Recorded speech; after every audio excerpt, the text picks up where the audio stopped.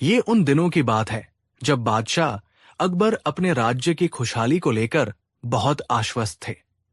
उन्हें लगता था कि उनकी प्रजा सुखी है और उनके अधिकारी पूरी ईमानदारी से काम कर रहे हैं। लेकिन हकीकत कुछ और थी। महल के एक कोने में राजस्व विभाग का प्रमुख अधिकारी, जिसका नाम दीवान दिलावर खान था, एक बेहद लालची और भ्रष्ट इंसान था। दिलावर खान की पहुंच बादशाह तक थी। वो ऊपर से बहुत मीठा बोलता था, लेकिन अंदर से वो गरीबों का खून चूस रहा था। दिलावर खान का नियम साफ था कि काम सरकारी, लेकिन दाम बाजारी।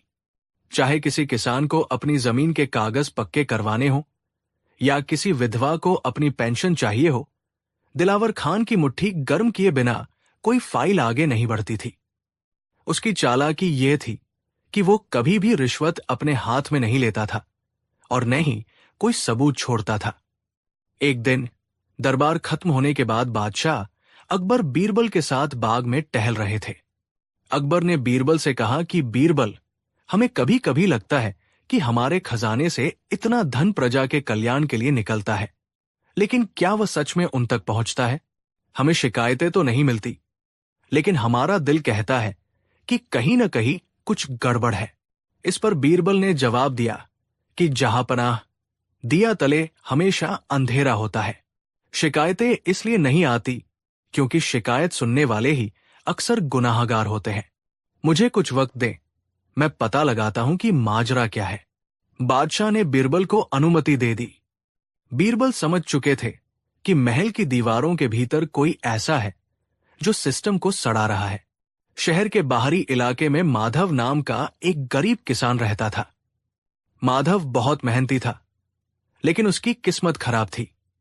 उसकी पुश्तैनी जमीन के कागजात महल के दफ्तर में अटके हुए थे।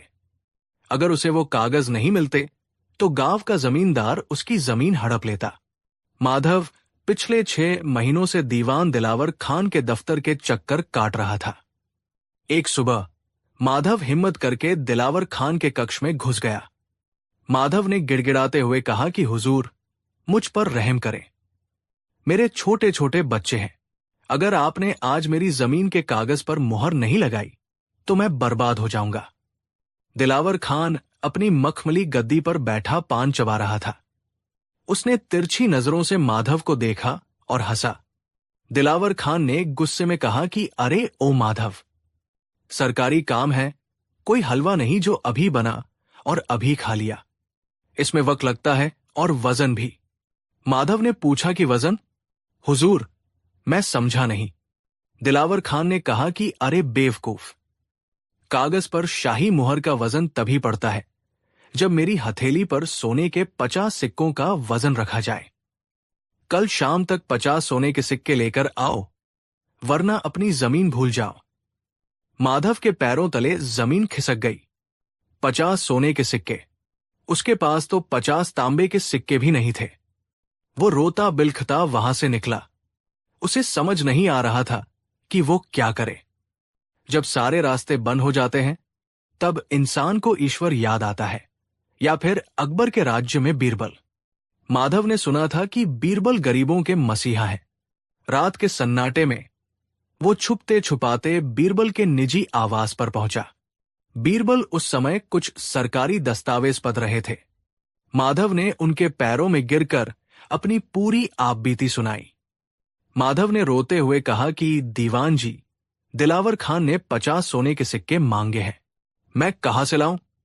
अगर मैंने नहीं दिए तो मेरा परिवार भूखा मर जाएगा। बीरबल ने माधव को उठाया और उसे पानी पिलाया। बीरबल की आंखों में एक चमक आ गई थी। उन्हें वो दीमक मिल गई थी जिसकी तलाश बादशाह को थी।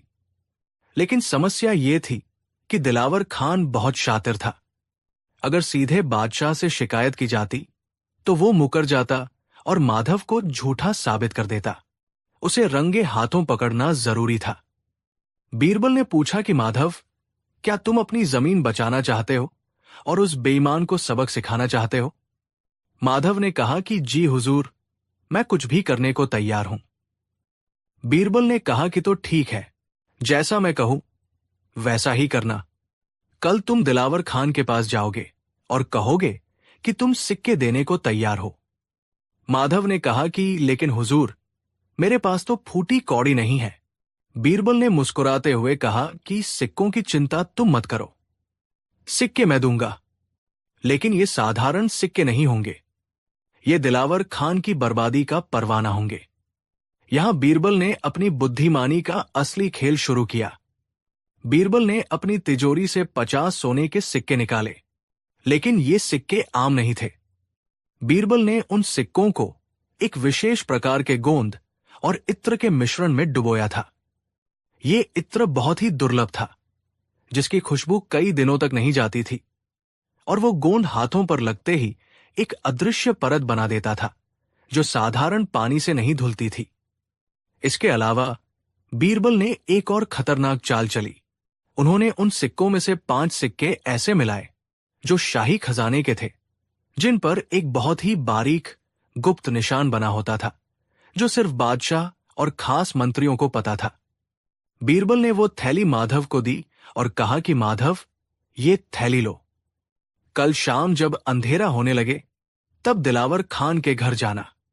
याद रखना, ये थैली सिर्फ उसके हाथ में देना, और जब वो थैली ले ले तो जोर से कहना कि हुजूर, अब मेरा काम हो जाना चाहिए।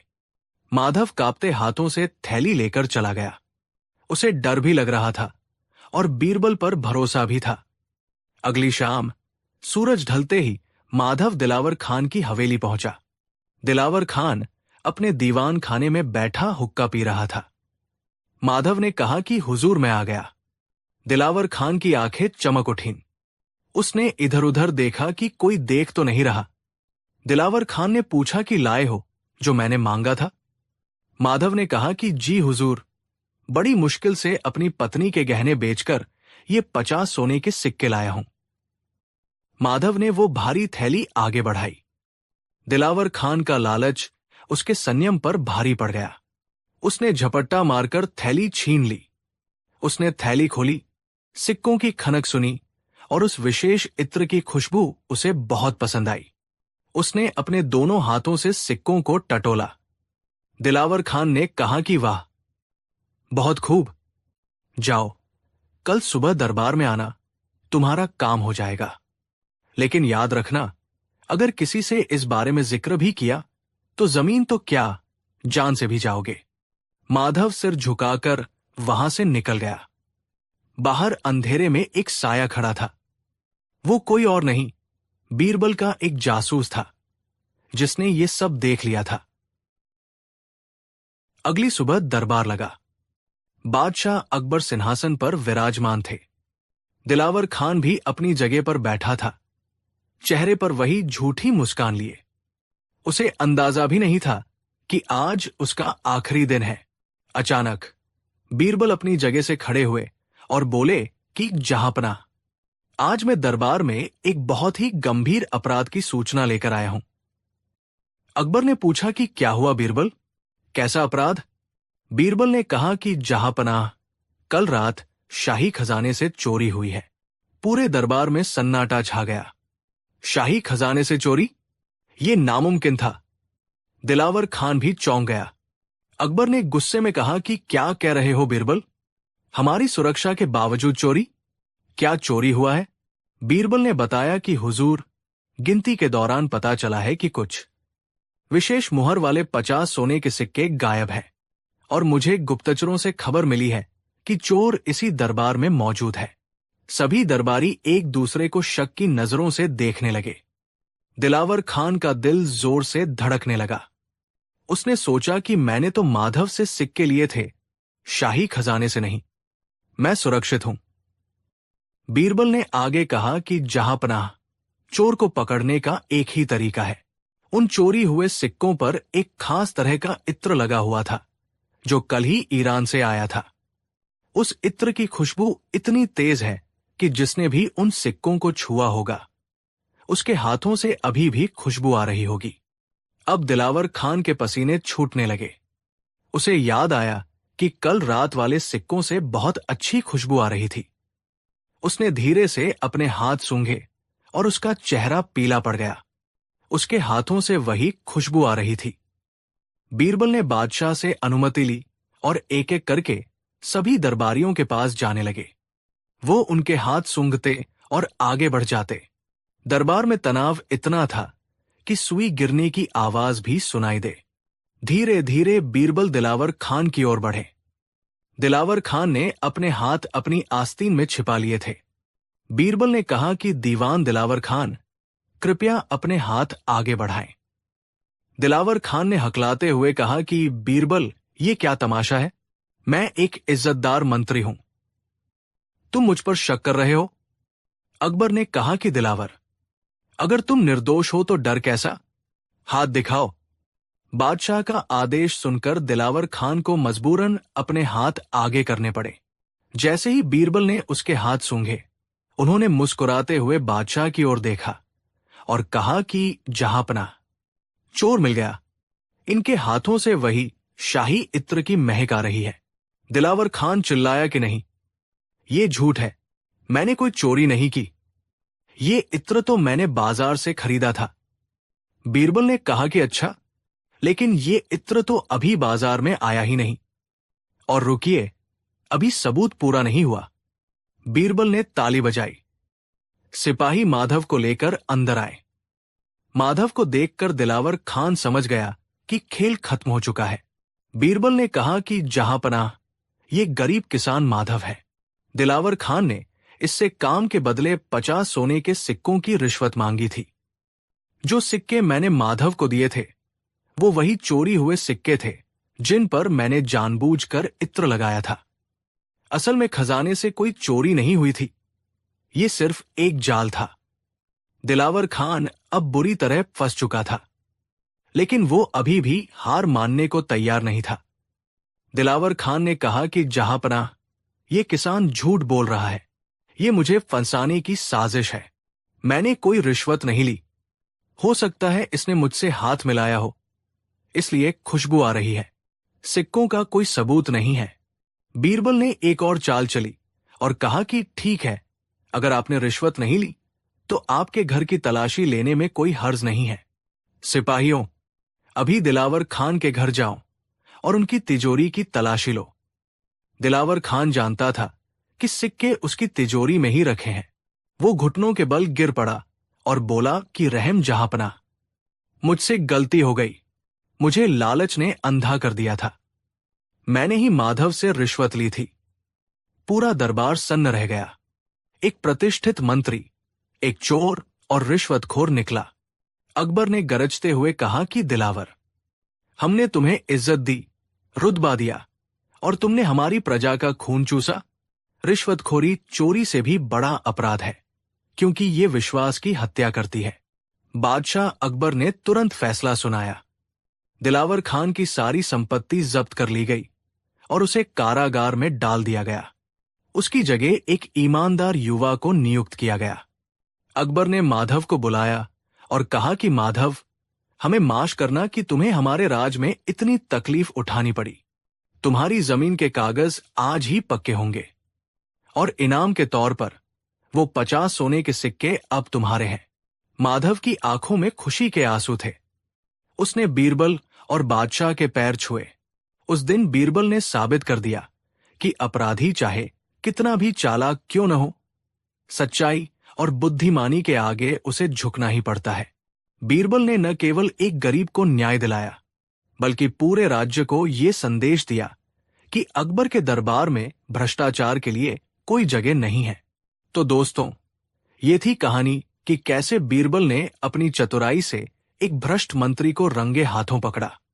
इस कहानी से हमें ये सीख मिलती है कि लालच का अंत हमेशा बुरा होता है और सत्य परेशान हो सकता है, लेकिन पराजित नहीं। कहानी 2। एक दिन दरबार लगा हुआ था। शहंशाह अकबर अपने भव्य सिंहासन पर विराजमान थे और दरबारी अपनी अपनी जगहों पर बैठे सल्तनत के कामकाज पर चर्चा कर रहे थे। तभी एक दरबार ने आकर इत्तिला दी कि पड़ोसी राज्य रामपुर का एक दूत शहंशाह से मिलने की इजाजत चाहता है। अकबर ने इजाजत दे दी। दरबार के विशाल दरवाजे खुले और अंदर एक भव्य और प्रभावशाली व्यक्ति ने प्रवेश किया। उसने कीमती रेशमी लिबास पहना था। सिर पर एक शानदार पगड़ी थी और कमर में सोने की मूठ वाली तलवार लटकी हुई थी। उसका चेहरा आत्मविश्वास से दमक रहा था और चाल में शाही अंदाज था। उसने आगे बढ़कर शहंशाह अकबर को अदब से सलाम किया। शहंशाह हिंद को रामपुर के राजा विक्रम सिंह का सलाम पहुंचे। मैं उनका खास दूत बलवंत राय आपकी खिदमत में एक पैगाम और एक तोहफा लेकर हाजिर हुआ हूं। उसकी आवाज में एक गजब का रोब और तहजीब थी। अकबर उससे बहुत प्रभावित हुए। उन्होंने उसे बैठने का इशारा किया। बलवंत राय ने कहना शुरू किया, महाराजा विक्रम सिंह आपके साथ अपनी दोस्ती को और मजबूत करना चाहते हैं। उन्होंने आपकी शान में ये बेशकीमती हीरों का हार भेजा है। उसने एक मखमली संदूक खोला जिसमें बेशकीमती हीरों का एक हार सूरज की तरह चमक रहा था। पूरा दरबार उस हार की चमक से चौंधिया गया। अकबर बहुत खुश हुए और उन्होंने रामपुर के राजा का शुक्रिया अदा किया। इसके बाद बलवंत राय ने कहा, शहंशाह, हमारे महाराज आपकी और आपके दरबार की बुद्धिमानी के बड़े कायल हैं। खासकर आपके नवरत्न बीरबल की चतुराई के किस्से तो पूरी दुनिया में मशहूर है। हमारे महाराज ने आपके दरबार के लिए एक छोटी सी पहेली भी भेजी है। अकबर ने उत्सुकता से पूछा, कैसी पहेली? बलवंत राय ने मुस्कुराते हुए कहा, आलम पनाह, मेरे साथ एक और व्यक्ति आया है। हम दोनों में से एक रामपुर का असली दूत है और दूसरा एक बहरूपिया है जो हूबहू दूत का भेष धर सकता है। चुनौती यह है कि आपके दरबार को यह पहचानना है कि हम दोनों में से असली बलवंत राय कौन है। अगर आपका दरबार सही पहचान कर लेता है तो रामपुर की रियासत आपकी बुद्धिमानी का लोहा मान लेगी और ये हार आपका होगा। लेकिन अगर आप गलत साबित हुए तो ये हार वापस रामपुर चला जाएगा। ये सुनते ही पूरे दरबार में एक रोमांचक खलबली मच गई। ये सिर्फ एक पहेली नहीं थी, बल्कि अकबर के दरबार की इज्जत का सवाल था। अकबर ने चुनौती स्वीकार करते हुए कहा, हमें तुम्हारी चुनौती मंजूर है। बुलाओ उस दूसरे व्यक्ति को। बलवंत राय के इशारा करते ही दरबार का दरवाजा फिर से खुला और अंदर एक और व्यक्ति ने प्रवेश किया। उसे देखकर पूरा दरबार, यहां तक कि खुद अकबर भी अपनी कुर्सी से खड़े हो गए। वो दूसरा व्यक्ति हूबहू बिल्कुल पहले वाले बलवंत राय जैसा था। वही कपड़े, वही पगड़ी, वही चाल, वही अंदाज, यहां तक कि चेहरे पर एक छोटा सा तिल भी उसी जगह पर था। दोनों में फर्क करना नामुमकिन था। वे जुड़वा भाइयों की तरह लग रहे थे। अब दरबार में दो बलवंत राय खड़े थे और दोनों ही खुद को असली बता रहे थे। पहला बोला, जहां पनाह, मैं ही असली दूत हूं। ये नकलची मेरे साथ आकर आपको धोखा देना चाहता है। दूसरा भी तुरंत बोला, नहीं हुजूर, ये झूठा है। मैं ही रामपुर से आया असली बलवंत राय हूं। इसने रास्ते में मेरा भेष धर लिया। दरबार में कानाफूसी शुरू हो गई। कौन सच बोल रहा है, कौन झूठ, ये समझना मुश्किल था। अकबर ने अपने सबसे समझदार मंत्रियों की तरफ देखा। एक एक करके सभी मंत्रियों ने दोनों से सवाल पूछने शुरू किए। एक मंत्री ने पूछा, रामपुर के राजा की कितनी संतानें हैं? दोनों ने एक साथ जवाब दिया, एक शहजादा और 2 शहजादियां। जवाब सही था। दूसरे मंत्री ने पूछा, रामपुर के महल के मुख्य द्वार पर किस जानवर की मूर्ति लगी है? दोनों ने फिर एक साथ जवाब दिया, 2 हाथियों की, जिनकी सूंड ऊपर की ओर उठी हुई है। यह जवाब भी सही था। उनसे रामपुर की राजनीति, भूगोल, राजा के निजी जीवन से जुड़े दर्जनों सवाल पूछे गए, लेकिन हर बार दोनों ने एक जैसे और बिल्कुल सही जवाब दिए। ऐसा लग रहा था कि उस बहरूपिये ने अपनी तैयारी में कोई कमी नहीं छोड़ी थी। वो दूत के बारे में सब कुछ जानता था। घंटों बीत गए। दरबारियों का सिर चकराने लगा। वे हार मानने की कगार पर थे। अकबर की पेशानी पर भी चिंता की लकीरें उभर आईं। ये उनकी सल्तनत की इज्जत का सवाल था। तभी अकबर की नजर बीरबल पर पड़ी, जो अब तक खामोश खड़े ये सारा तमाशा देख रहे थे। उनके चेहरे पर न कोई चिंता थी, न कोई परेशानी, बस एक हल्की सी रहस्यमयी मुस्कान थी, जैसे वो इस पहेली का हल पहले ही जान चुके हों। अकबर ने कहा, बीरबल, पूरा दरबार थक चुका है, लेकिन तुम खामोश हो। क्या तुम्हारे पास इस गुत्थी को सुलझाने का कोई तरीका नहीं है? क्या आज हमारी सल्तनत की नाक कट जाएगी? बीरबल ने अदब से सिर झुकाकर कहा, जहां पनाह, सब्र का फल मीठा होता है। इन दोनों ने अपनी तैयारी बहुत अच्छी की है। इन्हें बातों से पकड़ना मुश्किल है। असली और नकली की पहचान के लिए हमें कुछ ऐसा करना होगा जो इन्होंने सोचा भी न हो। मुझे बस आपकी इजाजत चाहिए। अकबर ने कहा, तुम्हें पूरी इजाजत है बीरबल। जैसे भी हो, सच सामने लाओ। बीरबल दोनों दूतों की तरफ मुड़े और बोले, आप दोनों ने हमारे सभी सवालों के सही जवाब दिए। आप दोनों ही बहुत ज्ञानी और काबिल लगते हैं। अब फैसला करना मुश्किल हो गया है, इसलिए अब आपकी आखिरी परीक्षा होगी। ये परीक्षा ज्ञान की नहीं, बल्कि हुनर की होगी। दोनों दूत हैरान हो गए। हुनर की परीक्षा? कैसी परीक्षा? बीरबल ने एक दरबान को इशारा किया। दरबान दरबार के बीचों बीच एक पतला सा बांस का खंभा गाड़ गया, जो छत तक जा रहा था। फिर बीरबल ने एक तलवार मंगवाई। बीरबल ने वो तलवार दोनों के सामने रखते हुए कहा, आप दोनों में से जो कोई भी इस तलवार की धार पर चलकर बिना किसी सहारे के इस बांस के खंभे के ऊपर तक चढ़ जाएगा, उसे ही हम असली दूत मान लेंगे। जो ये नहीं कर पाएगा, वो बहरूपिया साबित होगा। ये सुनते ही पूरे दरबार में हंसी का फव्वारा छूट गया। ये कैसी बेतुकी शर्त थी? तलवार की धार पर चलना, ये तो नामुमकिन था। ये तो मौत को दावत देने जैसा था। पहला दूत, जो अब तक बड़े आत्मविश्वास से जवाब दे रहा था, घबरा गया। उसका चेहरा पीला पड़ गया। वो गुस्से से बोला, ये क्या मजाक है? तलवार की धार पर कोई इंसान कैसे चल सकता है? ये तो सरासर पागलपन है। मैं रामपुर का दूत हूं, कोई बाजीगर नहीं। मैं ये खतरनाक काम हरगिज नहीं करूंगा। मेरी जान की कोई कीमत नहीं है क्या? उसने साफ साफ मना कर दिया। अब सबकी नजरें दूसरे दूत पर थी।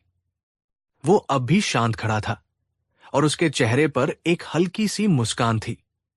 उसने आगे बढ़कर वो तलवार उठाई, उसे चूमा और बीरबल से कहा, मुझे ये चुनौती मंजूर है। पूरा दरबार एक बार फिर सन्न रह गया। क्या ये आदमी सचमुच ऐसा करने जा रहा है? क्या ये पागल हो गया है? अकबर भी चिंता से अपनी जगह पर खड़े हो गए। उस दूसरे व्यक्ति ने गहरी सांस ली, अपनी आंखें बंद की, और जैसे ही उसने तलवार की धार पर अपना पहला कदम रखने की कोशिश की, बीरबल ने उसे रोक लिया।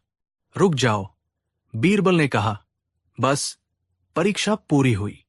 फिर बीरबल शहंशाह अकबर की तरफ मुड़े और ऐलान किया, जहां पनाह, असली और नकली का फैसला हो चुका है। अकबर ने हैरानी से पूछा, कैसे बीरबल? इसने तो अभी कुछ किया भी नहीं। बीरबल ने पहले वाले दूत की तरफ इशारा करते हुए कहा, हुजूर, ये है वो बहरूपिया। और फिर उन्होंने दूसरे की तरफ इशारा किया, ये है रामपुर के असली दूत बलवंत राय। पहला दूत चिल्लाया, ये झूठ है, ये नाइंसाफी है।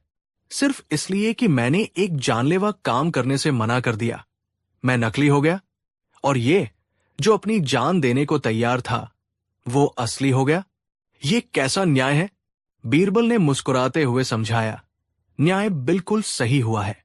मैंने ये शर्त तुम्हारी जान लेने के लिए नहीं, बल्कि तुम्हारे अंदर छिपे सच को बाहर निकालने के लिए रखी थी। बीरबल ने अपनी बात को और स्पष्ट करते हुए कहा, तुमने बहुत अच्छी तैयारी की थी। तुमने रामपुर के बारे में, राजा के बारे में सब कुछ रट लिया था। लेकिन तुम एक चीज भूल गए। तुम ये भूल गए कि तुम किसका भेष धरे हुए हो। तुम बलवंत राय का भेष धरे हुए हो, जो न सिर्फ रामपुर के दूत है, बल्कि अपने राज्य के सबसे बड़े और माहिर करतबाज, तलवारबाज और कलाबाज भी है। उनकी कला की शोहरत दूर दूर तक फैली है। तलवार की धार पर चलना उनके लिए कोई नई बात नहीं है। बीरबल ने आगे कहा, जब मैंने ये शर्त रखी, तो तुम, जो एक नकली बहरूपिये हो, डर गए, क्योंकि तुम सिर्फ बलवंत राय का चेहरा और कपड़े पहन सकते थे, उनका हुनर और उनकी हिम्मत नहीं अपना सकते थे। तुम्हारे लिए ये एक नामुमकिन और जानलेवा काम था, इसलिए तुमने फौरन मना कर दिया। फिर बीरबल असली दूत की तरफ मुड़े, लेकिन ये जो असली बलवंत राय हैं, वो अपनी कला और अपने हुनर को जानते हैं।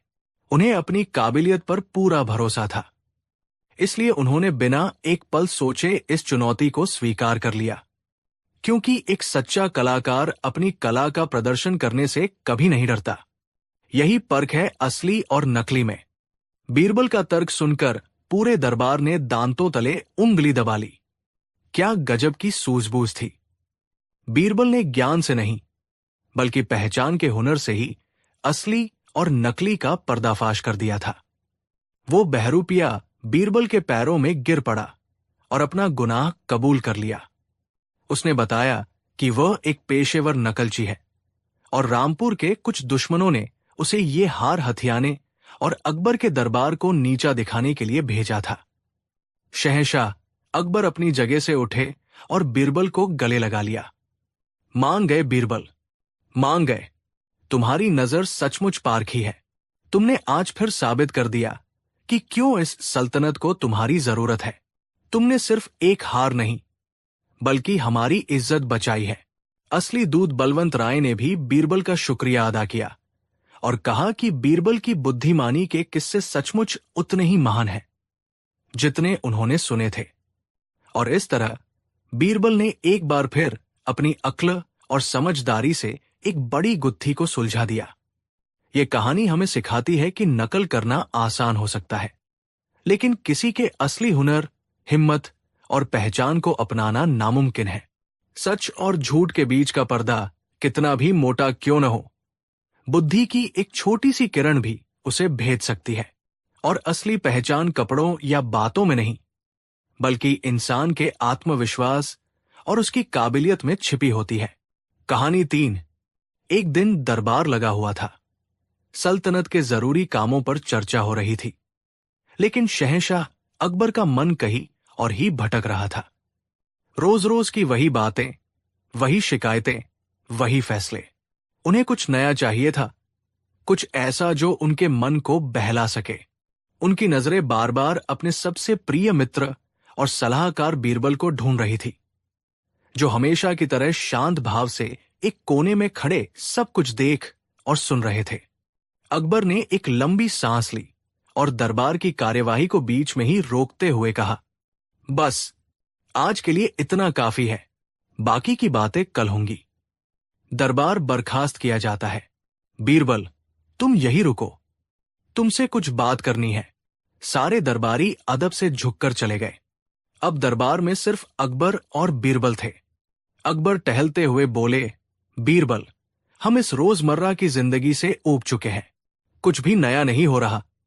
वही महल, वही दरबारी, वही बातें। हमारा मन कर रहा है कि आज कुछ ऐसा किया जाए जो यादगार हो। बीरबल ने मुस्कुराते हुए जवाब दिया, जहां पनाह, यादें तो हर पल बनती है, बस देखने वाली नजर चाहिए। हो सकता है आज ही कोई ऐसा किस्सा बन जाए जिसे आने वाली पीढ़ियां याद रखें। अकबर हंस पड़े, तुम और तुम्हारी बातें, बीरबल। चलो महल की खिड़की से बाहर का नजारा देखते हैं, शायद शहर की चहल पहल देखकर ही मन बहल जाए। अकबर और बीरबल एक बड़ी सी नक्काशीदार खिड़की के पास आकर खड़े हो गए। नीचे बाजार का व्यस्त दृश्य था। लोग आ जा रहे थे, दुकानें सजी थीं और हर तरफ शोरगुल था। दोनों दोस्त खिड़की से बाहर झांकने लगे। उनकी नजरें शहर की भीड़ में कुछ ढूंढ रही थी। तभी अकबर की नजर सड़क पर चल रहे एक बाप बेटे पर पड़ी। उनके साथ एक गधा भी था। वो एक साधारण सा ग्रामीण परिवार लग रहा था। पिता की उम्र लगभग 50 के करीब होगी और बेटा कोई 15-16 साल का नौजवान था। लेकिन जो दृश्य था वो अकबर को बड़ा अजीब लगा। गधा खाली चल रहा था और बाप बेटा दोनों उसके साथ साथ पैदल चल रहे थे। अकबर हैरानी और व्यंग्य से हंसते हुए बोले, हाँ, बीरबल, उधर देखो, दुनिया में मूर्खों की कमी नहीं है। देखो उन दोनों को। साथ में सवारी के लिए गधा है, लेकिन फिर भी दोनों पैदल चलकर अपनी जान को तकलीफ दे रहे हैं। इससे बड़ा मूर्ख कौन होगा? बीरबल ने शांति से देखते हुए कहा, आलम पनाह, हो सकता है कोई वजह हो। हम दूर से देखकर किसी के बारे में कोई राय कैसे बना सकते हैं? अकबर अकड़ के साथ बोले, वजह? क्या वजह होगी बीरबल? सीधी सी बात है, गधा बोझ उठाने या सवारी करने के लिए होता है। अगर उसे साथ लेकर पैदल ही चलना है तो उसे साथ रखने का फायदा ही क्या है? ये दोनों निस्संदेह महामूर्ख है। पूरी दुनिया यही कहेगी। बीरबल अकबर के स्वभाव को अच्छी तरह जानते थे। वो जानते थे कि बहस करने से कोई फायदा नहीं होगा। उन्हें शहंशाह को सच्चाई का अनुभव खुद करवाना होगा। एक शरारती मुस्कान के साथ बीरबल ने कहा, जहांपनाह, आप बिल्कुल सही कह रहे हैं। दुनिया तो यही कहेगी। लेकिन क्या हम खुद इस बात की पड़ताल कर सकते हैं? अकबर उत्साहित होकर बोले, पड़ताल? कैसी पड़ताल हुजूर? बीरबल ने कहा, क्यों न आज हम और आप भी भेष बदलकर शहर में निकले। हम भी एक गधा साथ ले लेते हैं और हम वही करेंगे जो लोग कहेंगे। देखते हैं कि क्या दुनिया को खुश करना वाकई इतना आसान है। इससे आपका मन भी बहल जाएगा और शायद हमें कुछ नया सीखने को भी मिल जाए। यह प्रस्ताव अकबर को बहुत पसंद आया। उन्हें इसमें एक रोमांच नजर आया। एक शहंशाह का आम इंसान बनकर अपनी ही प्रजा के बीच घूमना, यह विचार ही उन्हें रोमांचित कर रहा था। अकबर ने खुशी से कहा, वाह बीरबल, क्या तरकीब सोची है। हम आज ही चलेंगे। तुरंत तैयारी करो। हमारा भेष ऐसा होना चाहिए कि कोई हमें पहचान न सके। कुछ देर बाद अकबर और बीरबल साधारण ग्रामीणों के कपड़ों में महल के पिछले दरवाजे से निकले। अकबर ने एक फटी पुरानी धोती कुर्ता पहना था और सिर पर एक मैला सा साफा बांधा था। बीरबल भी कुछ वैसे ही कपड़ों में थे। उनके साथ एक मरियल सा गधा था। शहंशाह अकबर, जो सोने चांदी से लदे रहते थे, आज धूल भरे रास्तों पर पैदल चल रहे थे। ये उनके लिए एक बिल्कुल नया अनुभव था। उन्होंने बीरबल के साथ एक योजना बनाई। योजना का पहला चरण था, बेटा गधे पर बैठेगा और बाप पैदल चलेगा।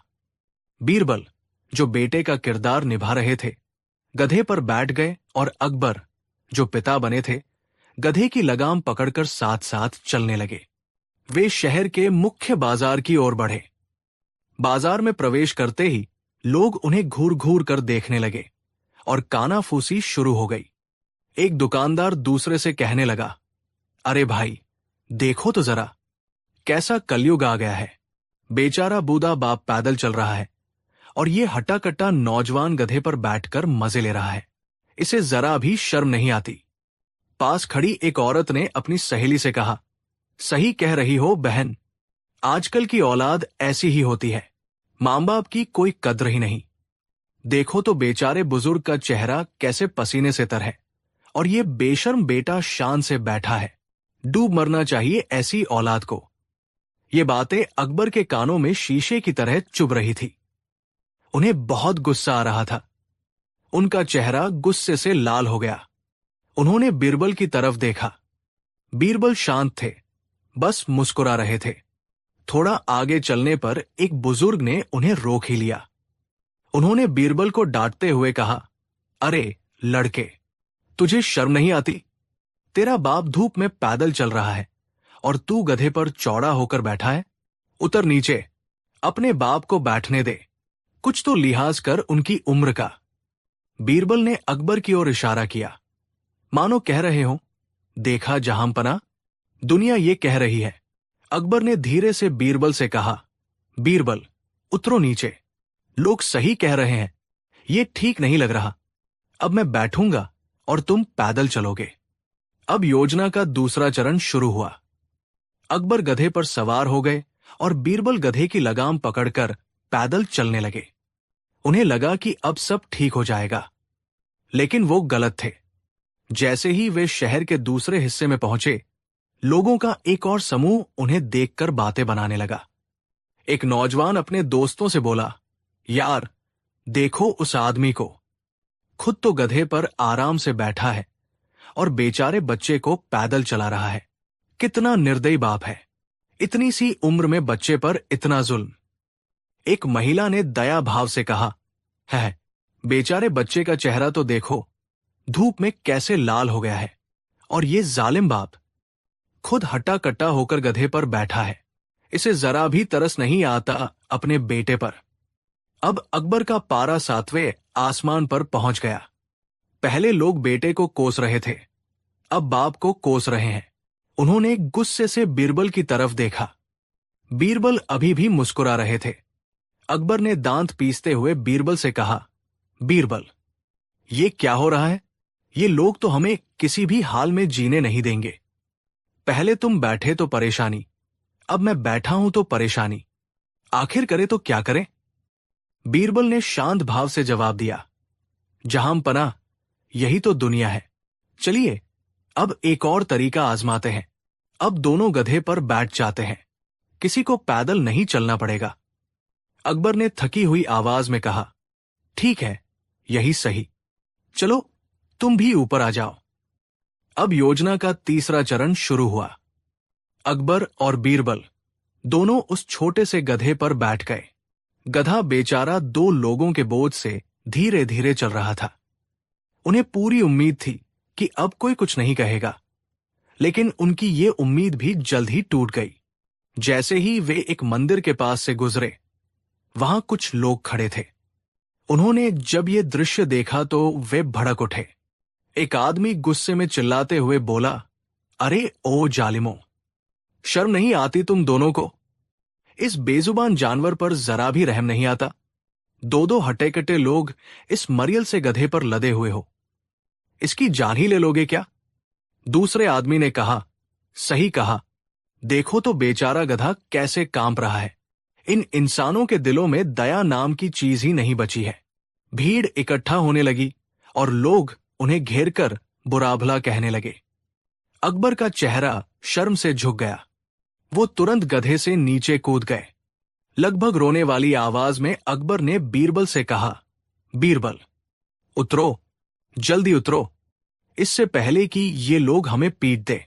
हे भगवान, ये कैसा तमाशा है?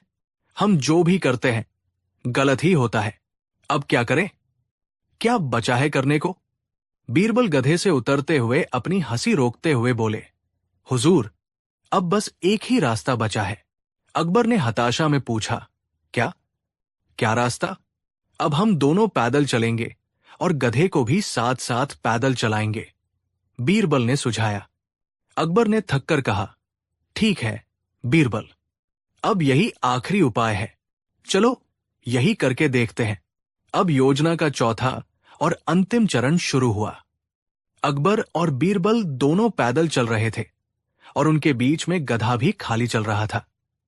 ये वही दृश्य था जो अकबर ने सुबह महल की खिड़की से देखा था और जिसका उन्होंने मजाक उड़ाया था। वे चुपचाप नदी के पुल की ओर बढ़ रहे थे, ये सोचकर कि अब तो कोई उन्हें कुछ नहीं कहेगा। लेकिन किस्मत को कुछ और ही मंजूर था। पुल पर कुछ लड़कों का एक झुंड खेल रहा था। जब उन्होंने अकबर, बीरबल और उनके खाली गधे को देखा तो वे जोर जोर से हंसने लगे। एक लड़का मजाक उड़ाते हुए बोला, हाँ हाँ, देखो देखो, दुनिया के सबसे बड़े मूर्ख जा रहे हैं। दूसरे लड़के ने कहा, अरे हाँ, साथ में सवारी के लिए गधा है, लेकिन फिर भी दोनों पैदल घिसट रहे हैं। तीसरे लड़के ने चिल्लाकर कहा, अरे चाचा, इस गधे को क्या मेले में दिखाने के लिए ले जा रहे हो? सारे लड़के उन पर हंसते हुए तालियां पीटने लगे। ये सुनना था कि अकबर के सब्र का बांध टूट गया। वो वही जमीन पर बैठ गए और अपना सिर पकड़ लिया। जिस बात के लिए उन्होंने सुबह एक गरीब बाप बेटे को मूर्ख कहा था, आज पूरी दुनिया उन्हें वही कह रही थी। अकबर ने निराशा से कहा, बस बीरबल, अब हमसे और नहीं सहा जाता। हम हार गए। हम इस दुनिया को खुश नहीं कर सकते। हम जो भी करते हैं लोग उसमें नुक्स निकाल ही लेते हैं। जब तुम बैठे तो मैं बुरा, जब मैं बैठा तो तुम बुरे, जब दोनों बैठे तो हम जालिम, और जब कोई नहीं बैठा तो हम महामूर्ख बन गए। अब हमें समझ आया कि वो बाप बेटा क्यों पैदल चल रहे थे। बीरबल अकबर के पास बैठकर उनके कंधे पर हाथ रखते हुए बोले, जहां पनाह, मैं आपको यही तो समझाना चाहता था। अकबर ने बीरबल की ओर देखा। क्या? बीरबल ने गंभीरता से कहा, हुजूर, दुनिया का काम ही है कहना। आप हर किसी को खुश करने की कोशिश करेंगे तो खुद कभी खुश नहीं रह पाएंगे। ये दुनिया का नियम है। अकबर ने गहरी सोच में पूछा, तो फिर इंसान को क्या करना चाहिए बीरबल? बीरबल ने मुस्कुराते हुए जवाब दिया, इंसान को वही करना चाहिए जो उसकी अंतरात्मा को सही लगे, जो उसे अपने विवेक, धर्म और नीति के अनुसार उचित लगे। लोगों की बातों पर ध्यान देंगे तो हम अपनी जिंदगी जी ही नहीं पाएंगे। वो बाप बेटा इसलिए पैदल चल रहे थे क्योंकि शायद वो अपने गधे से प्यार करते थे, उसे थकाना नहीं चाहते थे। ये उनकी अपनी सोच थी, उनका अपना फैसला था, और हमें किसी के फैसले पर तब तक उंगली नहीं उठानी चाहिए जब तक हम उनकी पूरी कहानी न जानते हों।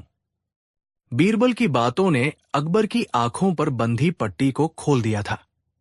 उन्हें आज एक बहुत बड़ा सबक मिला था। अकबर खड़े होते हुए एक नई ऊर्जा के साथ बोले, तुम सही कहते हो बीरबल, आज तुमने हमारी आंखें खोल दी।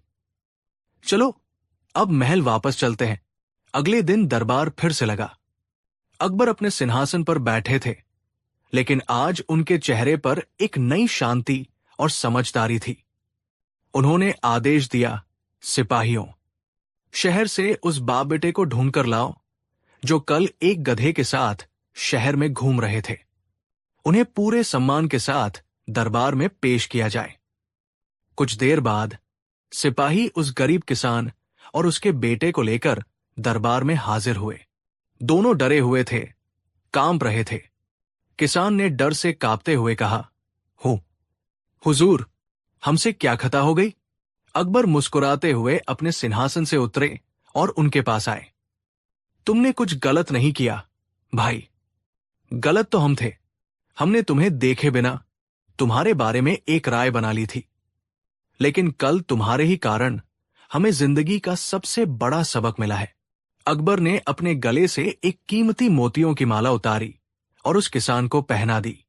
उन्होंने कहा, यह तुम्हारा इनाम है, हमें यह सिखाने के लिए कि इंसान को लोगों की परवाह किए बिना वही करना चाहिए जो उसका दिल और दिमाग सही समझे। आज से तुम हमारे शाही बाग के मुख्य माली हुए। किसान और उसका बेटा हैरान रह गए। उनकी आंखों में खुशी के आंसू आ गए।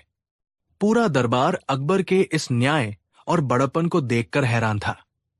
सब शहंशाह अकबर की जय के नारे लगाने लगे। अकबर की नजर बीरबल से मिली। बीरबल गर्व से मुस्कुरा रहे थे, और इस तरह एक छोटे से मजाक और एक गधे के बोझ ने शहंशाह अकबर को वो ज्ञान दिया जो बड़े बड़े ज्ञानी भी नहीं दे पाते। उन्होंने सीखा कि आप दुनिया में हर किसी को खुश नहीं कर सकते। अगर आपका जमीर साफ है और आपके इरादे नेक हैं, तो आपको इस बात की चिंता नहीं करनी चाहिए कि लोग क्या कहेंगे, क्योंकि लोग तो कुछ ना कुछ कहेंगे ही। लोगों का काम है कहना। कहानी 4। ये कहानी उस दिन की है जब शहंशाह अकबर का जन्मदिन था। पूरे आगरा को दुल्हन की तरह सजाया गया था। किले में जश्न का माहौल था। देश विदेश से राजा महाराजा और दूत तोहफे लेकर हाजिर हुए थे। शाम को एक आलीशान दावत का आयोजन किया गया था, जिसमें ऐसे ऐसे पकवान थे जिनके नाम भी आम लोगों ने नहीं सुने थे। दरबार खचाखच भरा हुआ था। हर कोई शहंशाह की शान में कसीदे पत रहा था। अकबर अपने मखमली सिंहासन पर बैठे हुए गर्व से मुस्कुरा रहे थे।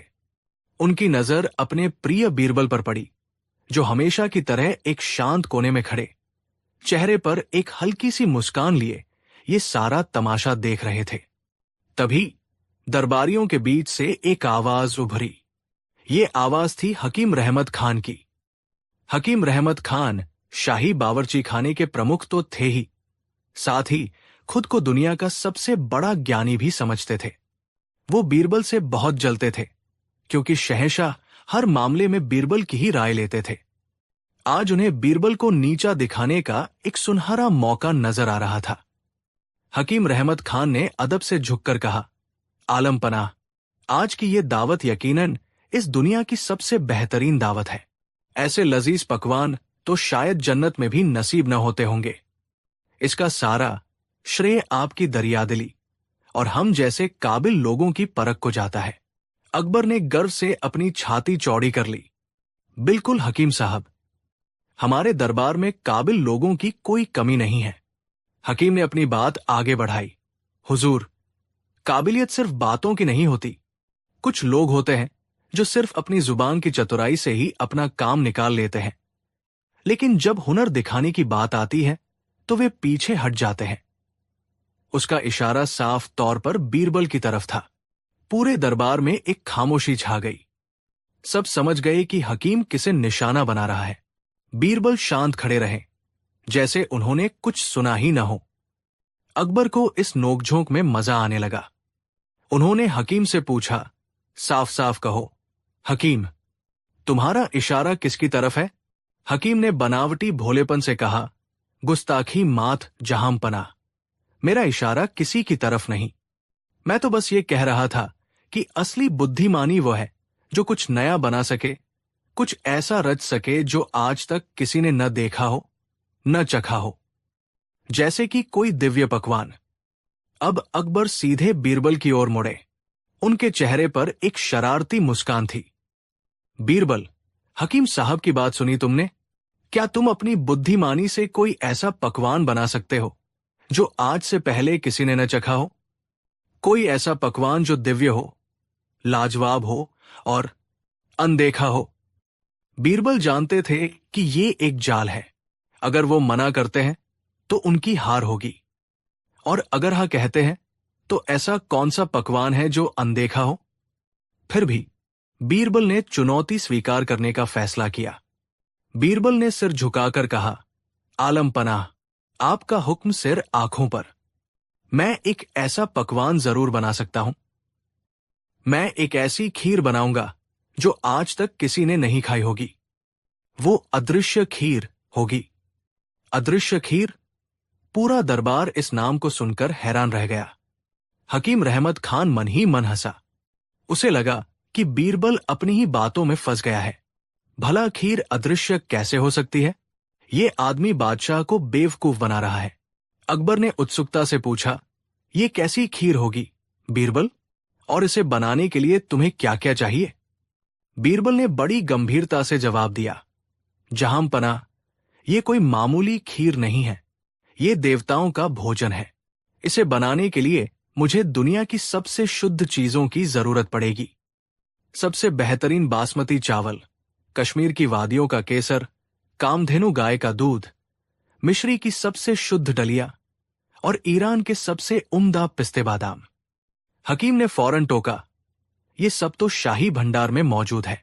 इसमें नया क्या है? बीरबल ने मुस्कुराते हुए कहा, हकीम साहब, सब्र रखिए। सबसे जरूरी चीज तो अभी बाकी है। इस खीर को पकाने और इसमें हाथ लगाने के लिए मुझे एक ऐसे इंसान की जरूरत है जिसने अपने जीवन में कभी कोई पाप न किया हो, कभी झूठ न बोला हो, कभी किसी का दिल न दुखाया हो, और जिसका मन गंगा की तरह पवित्र हो। क्योंकि अगर किसी पापी या झूठे व्यक्ति का हाथ भी इस खीर के बर्तनों को छू गया तो ये खीर कभी नहीं बन पाएगी। ये शर्त सुनकर पूरे दरबार में सन्नाटा छा गया। हकीम रहमत खान का चेहरा देखने लायक था। उसे अपनी कानों पर यकीन नहीं हो रहा था। ऐसा इंसान कहां से मिलेगा? अकबर को भी ये शर्त बड़ी अजीब लगी, लेकिन वो बीरबल की योजना को अंत तक देखना चाहते थे। उन्होंने कहा, ठीक है बीरबल, तुम्हारी ये शर्त भी मंजूर है। कल सुबह तक तुम्हें ऐसा पवित्र इंसान ढूंढकर दिया जाएगा। अगले दिन दरबार में गहमा गहमी थी। हकीम रहमत खान और दूसरे दरबारी जो बीरबल से जलते थे, पूरी रात शहर में घूम घूम कर ऐसे पवित्र इंसान की तलाश करते रहे। वे सुबह सुबह एक जटाधारी साधु को पकड़कर ले आए जो सालों से जंगल में तपस्या कर रहा था। हकीम ने गर्व से कहा, जहां पनाह, ये देखिए, हम इस महान तपस्वी को लेकर आए हैं। इन्होंने सालों से अन्न जल त्याग रखा है और ईश्वर की भक्ति में लीन है। इनसे ज्यादा पवित्र इंसान और कौन हो सकता है? बीरबल ने साधु को प्रणाम किया और बड़ी विनम्रता से पूछा, हे महात्मा, आप धन्य हैं। क्या हम जान सकते हैं कि आपने अपने जीवन में कभी कोई पाप नहीं किया? साधु ने आंखें बंद करके गर्व से कहा, पाप? पाप का तो मैंने कभी नाम भी नहीं लिया। मेरा जीवन एक खुली किताब है। बीरबल ने फिर पूछा, क्या आपने कभी क्रोध किया है, मुनिवर? साधु ने तुरंत कहा, क्रोध तो मनुष्य का सबसे बड़ा शत्रु है। मैंने तो अपने क्रोध पर कब का विजय पा लिया है। बीरबल मुस्कुराए और शहंशाह से कहा, आलमपना, जरा इनकी जटाओं में देखिए। सबने देखा। साधु की एक जटा में एक छोटी सी सोने की मोहर फंसी हुई थी। बीरबल ने पूछा, हे तपस्वी, ये सोने की मोहर आपकी जटाओं में क्या कर रही है? एक तपस्वी को तो धन दौलत से कोई मोह नहीं होता। ये सुनकर साधु का चेहरा लाल हो गया।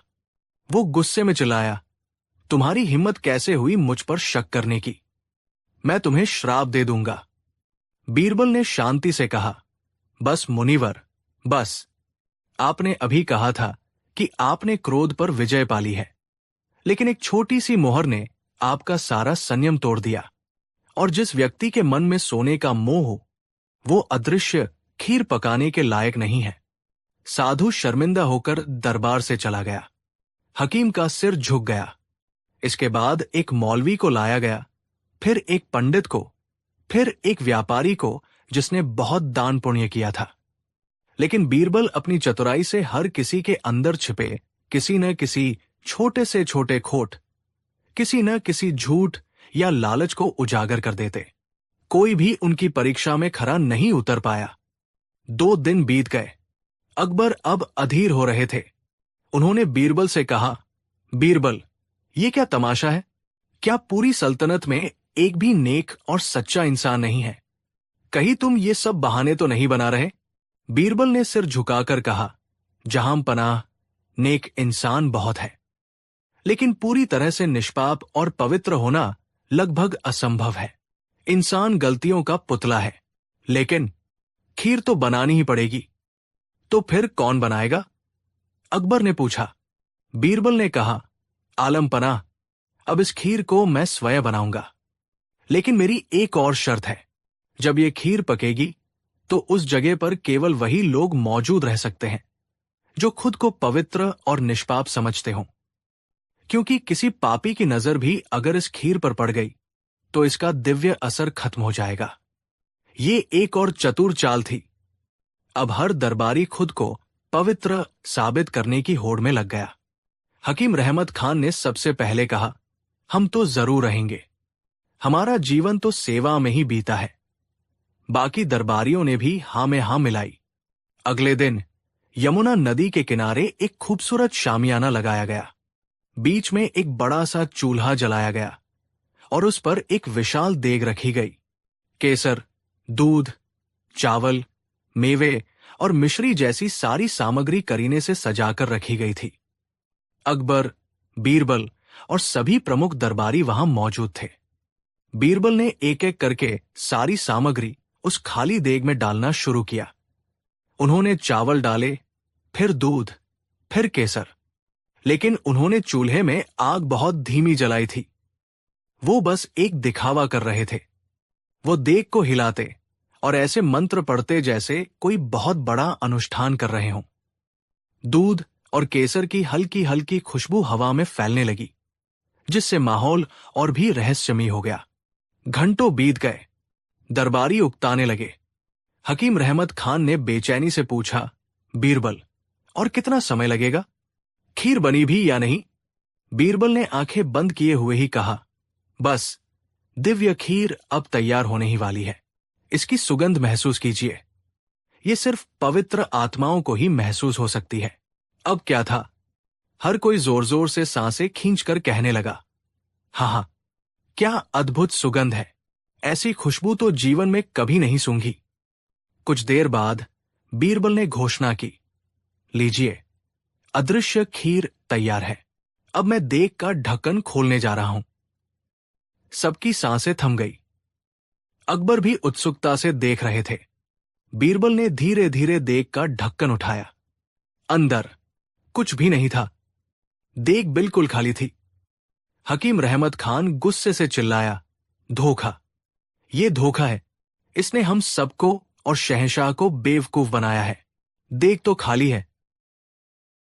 बाकी दरबारी भी कहने लगे, हां, इसमें तो कुछ भी नहीं है। बीरबल ने हमारा समय बर्बाद किया। इसे सजा मिलनी चाहिए। बीरबल शांत खड़े मुस्कुरा रहे थे। उन्होंने चिल्लाते हुए दरबारियों की तरफ देखा और फिर बड़ी गंभीरता से बोले, मैंने तो पहले ही कहा था, ये अदृश्य खीर है। ये देवताओं का प्रसाद है। ये सिर्फ उन लोगों को दिखाई देगी और इसका स्वाद केवल वही लोग चख पाएंगे जो मन, वचन और कर्म से पूरी तरह पवित्र हैं, जिन्होंने जीवन में कभी कोई पाप नहीं किया है। बीरबल ने अपनी बात पूरी करते हुए कहा, जिस किसी को ये खीर दिखाई नहीं दे रही, वो खुद समझ सकता है कि उसके मन में कितना खोट और पाप भरा हुआ है। ये सुनते ही पूरे शामियाने में मौत जैसा सन्नाटा छा गया। हकीम रहमत खान, जो सबसे ज्यादा चिल्ला रहा था, उसकी जुबान तालू से चिपक गई। अगर वो कहता है कि उसे खीर नहीं दिख रही, तो वो पूरे दरबार के सामने खुद को पापी मान लेगा। उसकी सारी इज्जत मिट्टी में मिल जाएगी। बीरबल की इस चाल को सबसे पहले शहंशाह अकबर समझे। वो मन ही मन बीरबल की बुद्धिमानी पर कायल हो गए। उन्होंने इस खेल को आगे बढ़ाने का फैसला किया। अकबर अपनी जगह से उठे, देग के पास गए और अंदर झांक कर बोले, वाह बीरबल, वाह! क्या अद्भुत खीर बनाई है। सोने जैसी चमक और केसर की ऐसी महक। ऐसी दिव्य चीज मैंने आज तक नहीं देखी। सचमुच ये देवताओं का ही भोजन है। अब तो जैसे सबको रास्ता मिल गया। शहंशाह को दिख रही है तो हमें क्यों नहीं दिखेगी? हकीम रहमत खान फौरन आगे बढ़ा और देग में झांक कर बोला, हां, हां, जहां पनाह सही फरमा रहे हैं। अब मुझे भी दिखाई दी। क्या रंग है, क्या बनावट है। वाह, वाह! फिर क्या था, एक एक करके सारे दरबारी आगे आते और खाली देग में झांककर उस अदृश्य खीर की तारीफों के पुल बांधने लगते। एक ने कहा, इसमें पड़े हुए बादाम तो देखिए, कितने करीने से काटे गए हैं। दूसरे ने कहा, और ये पिस्ते की तरी, लाजवाब। तीसरा बोला, मैंने तो ऐसी खीर कभी सपने में भी नहीं सोची थी। हर कोई एक दूसरे से बढ़ चढ़कर खीर की तारीफ कर रहा था, ताकि कोई उसे पापी न समझ ले। बीरबल ने चम्मच उठाया और हवा में घुमाते हुए कहा, जहां पनाह, अब आप इसे चखकर देखिए। अकबर ने हाथ आगे बढ़ाया, जैसे चम्मच से कुछ ले रहे हों, और फिर उसे खाने का नाटक करते हुए आंखें बंद कर ली। आहा, अद्भुत! क्या स्वाद है। ऐसा लगता है जैसे अमृत पी लिया हो। बीरबल, तुम सचमुच एक जौहरी हो। अब तो दरबारियों में उस अदृश्य खीर को चखने की होड़ लग गई। हर कोई आता, हवा में से चम्मच लेता और खीर खाने का नाटक करके उसकी तारीफ करता। हकीम रहमत खान ने तो यहां तक कह दिया कि ऐसी खीर बनाने की विधि तो उसे अपनी किताबों में भी नहीं मिली। ये पाखंड का अद्भुत नजारा था, जिसे बीरबल शांति से देख रहे थे। उन्होंने अपनी बुद्धि से न केवल अपनी इज्जत बचाई, बल्कि उन सभी घमंडी और ईर्ष्यालु दरबारियों को आईना भी दिखा दिया था, जो खुद को बहुत पवित्र और दूसरों को नीचा समझते थे। जब यह दावत का नाटक खत्म हुआ और सब अपने अपने घर चले गए, तो अकबर ने रात में बीरबल को अपने निजी कक्ष में बुलाया। जैसे ही बीरबल अंदर आए, अकबर जोर जोर से हंसने लगे। मान गए बीरबल, मान गए। आज तुमने जो खीर पकाई और खिलाई है, उसका स्वाद मैं जिंदगी भर नहीं भूलूंगा। तुमने बिना कुछ पकाए ही सबको ऐसा पाठ पढ़ाया है जो वे कभी नहीं भूलेंगे। बीरबल ने मुस्कुराकर कहा, जहां पनाह, मैंने कोई खीर नहीं पकाई। मैंने तो बस इंसानी फितरत का आईना दिखाया है। लोग अक्सर वो नहीं होते जो वेद दिखाते हैं। अपने पापों और कमियों को छिपाने के लिए वे किसी भी हद तक जा सकते हैं। आज दरबार में हर कोई खुद को नेक साबित करने के लिए एक अदृश्य खीर की तारीफ कर रहा था। अकबर ने बीरबल को गले लगा लिया और कहा, बीरबल, तुम सिर्फ मेरे सलाहकार नहीं, मेरे दोस्त और मेरे गुरु भी हो। तुम्हारी बुद्धि ही इस सल्तनत की असली दौलत है। उस दिन के बाद से हकीम रहमत खान और किसी भी दरबारी ने बीरबल की बुद्धिमानी को चुनौती देने की हिम्मत नहीं की।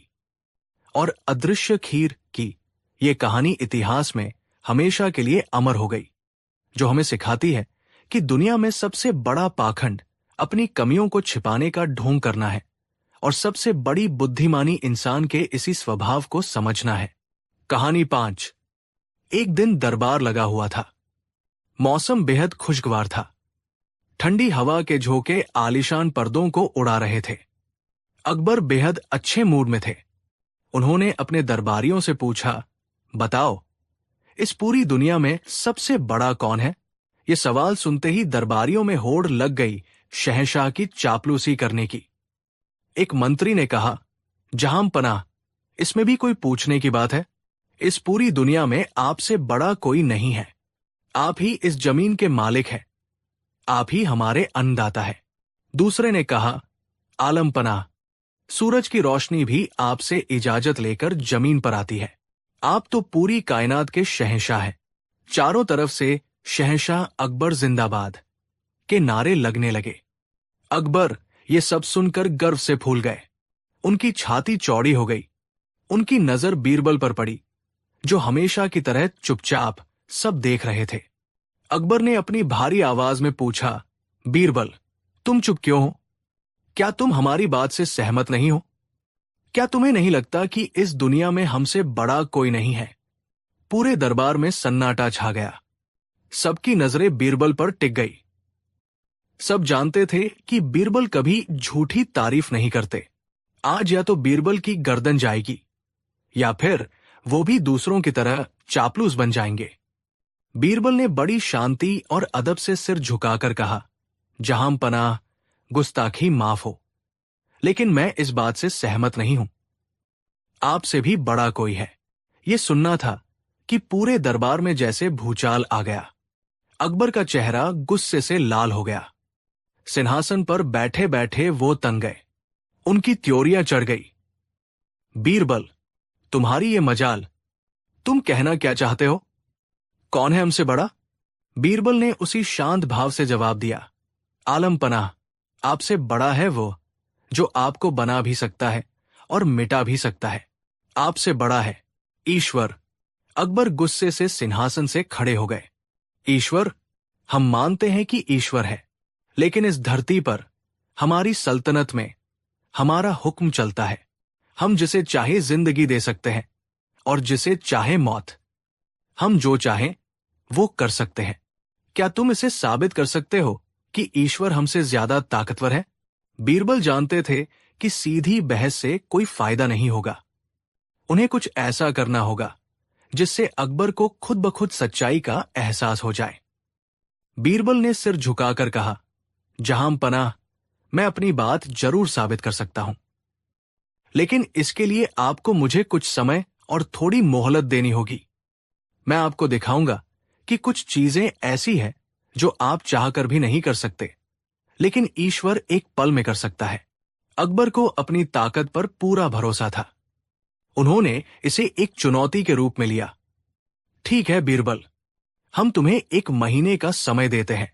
अगर तुम अपनी बात साबित नहीं कर पाए तो तुम्हारा सिर कलम कर दिया जाएगा, और अगर तुम जीत गए तो हम मान लेंगे कि हमारा सोचना गलत था। पूरा दरबार कांप गया। बीरबल ने अपनी जान दांव पर लगा दी थी। अगले दिन से बीरबल अपनी योजना पर काम करने लगे। उन्होंने शहंशाह से कुछ अजीबोगरीब मांगे की। सबसे पहले बीरबल ने अकबर से कहा, जहांपनाह, आप तो सब कुछ कर सकते हैं। मेरी आपसे पहली गुजारिश है कि आप अपने राज्य के एक गरीब लकड़हारे के बेटे की शादी अपनी शहजादी से करवा दीजिए। यह सुनकर अकबर आगब बुला हो गए। बीरबल, तुम्हारा दिमाग खराब हो गया है?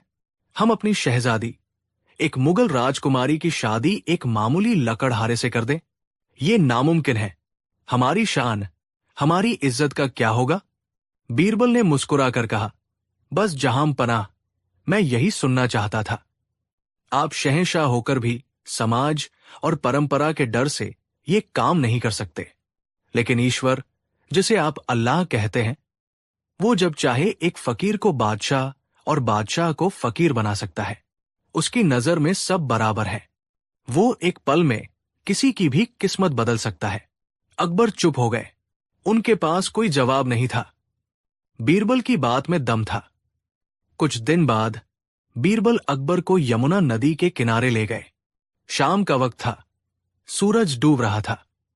बीरबल ने नदी की लहरों की ओर इशारा करते हुए कहा, आलम पनाह, आप तो कायनात के मालिक हैं। क्या आप इन लहरों को हुक्म दे सकते हैं कि वे आगे न बढ़े और यही रुक जाएं? अकबर ने अपनी पूरी ताकत से चिल्लाकर हुक्म दिया, ऐ नदी, हम तुम्हें हुक्म देते हैं, यही रुक जाओ। लेकिन नदी अपनी ही धुन में बहती रही। लहरें आती रहीं और किनारे से टकराकर लौटती रहीं। अकबर ने कई बार कोशिश की, लेकिन नदी पर उनके हुक्म का कोई असर नहीं हुआ। वो थककर हार गए। बीरबल ने कहा, देखा हुजूर, आप इस बेजान नदी को भी नहीं रोक सकते, लेकिन ईश्वर जब चाहता है, समुद्र भी रास्ता दे देता है और नदियां भी अपना रुख मोड़ लेती है। अकबर का घमंड थोड़ा और टूटा। उन्हें धीरे धीरे एहसास हो रहा था कि उनकी ताकत की एक सीमा है। एक हफ्ते बाद बीरबल एक बहुत बीमार, मरणासन व्यक्ति को अकबर के सामने ले आए। उस आदमी की सांसें उखड़ रही थी। बीरबल ने कहा, जहां पनाह, आप कहते हैं कि आप जिसे चाहे जिंदगी दे सकते हैं। इस आदमी की जान बचाइए, इसे फिर से स्वस्थ कर दीजिए। अकबर ने अपने सबसे बेहतरीन हकीमों को बुला लिया।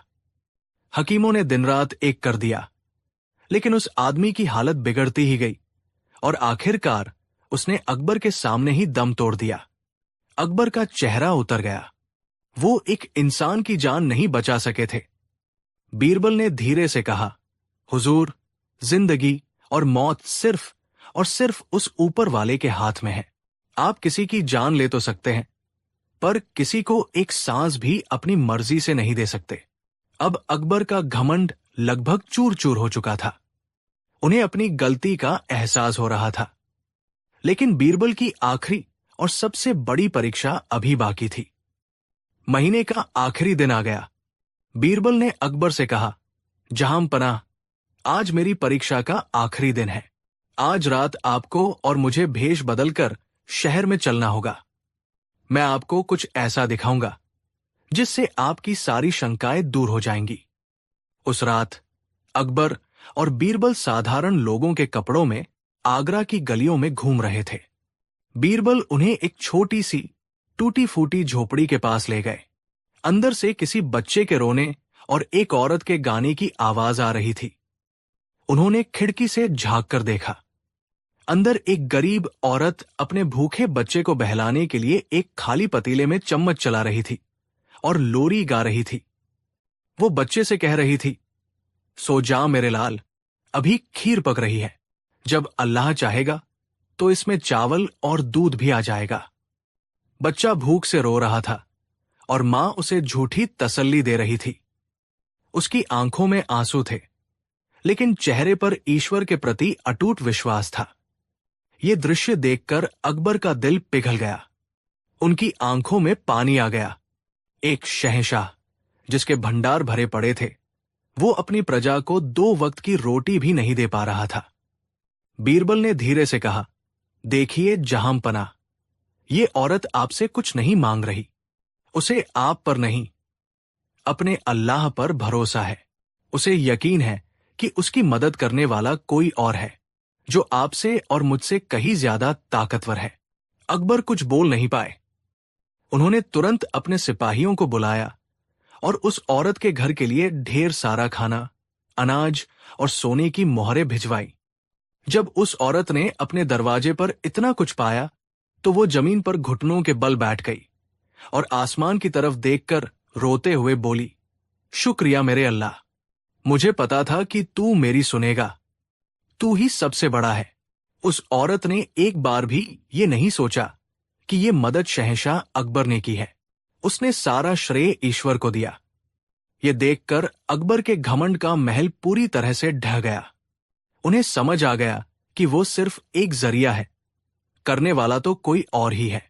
असली बादशाह वो नहीं, बल्कि वह है जो दिलों पर राज करता है, जो बिना मांगे सुनता है और जो सबकी किस्मत लिखता है। अगले दिन दरबार लगा। अकबर अपने सिंहासन पर बैठे थे, लेकिन आज उनकी आंखों में घमंड की जगह विनम्रता और समझदारी थी। उन्होंने पूरे दरबार के सामने ऐलान किया, बीरबल, तुम जीत गए और हम हार गए।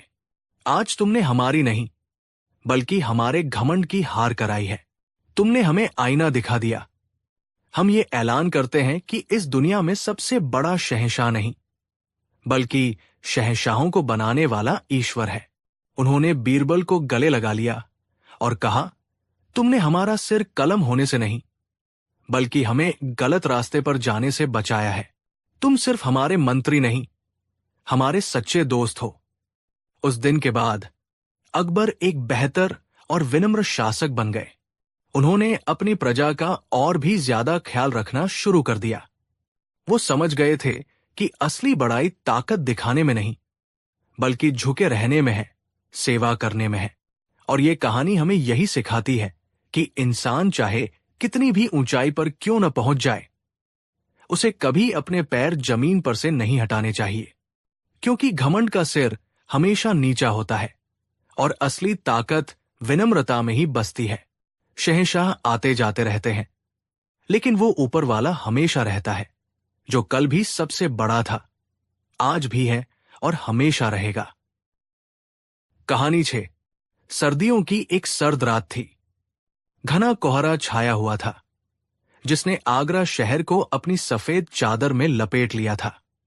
रात इतनी गहरी हो चुकी थी कि पहरेदारों के कदमों की आहट भी डरावनी लग रही थी। ऐसी ही एक सुनसान रात में शहंशाह अकबर अपने सबसे भरोसेमंद दोस्त बीरबल के साथ भेष बदलकर अपनी प्रजा का हाल जानने के लिए निकले थे। ये उनका पुराना शौक था, आम इंसान बनकर अपनी ही सल्तनत की सच्चाई को अपनी आंखों से देखना। दोनों ने साधारण कपड़े पहने थे और अपने चेहरों को शॉल से ढक रखा था, ताकि कोई उन्हें पहचान न सके। वे शहर की तंग और अंधेरी गलियों से गुजर रहे थे। तभी उन्हें एक कोने से किसी के करहाने की आवाज सुनाई दी। आवाज एक नाली के पास से आ रही थी।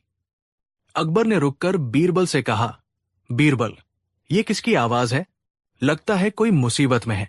बीरबल ने इशारा किया और दोनों धीरे धीरे उस आवाज की दिशा में बढ़े। उन्होंने देखा कि एक आदमी फटे पुराने और गंदे कपड़ों में, आधी नाली में और आधा सड़क पर पड़ा हुआ है। उसके मुंह से शराब की तेज बदबू आ रही थी और वो नशे में धुत बड़बड़ा रहा था।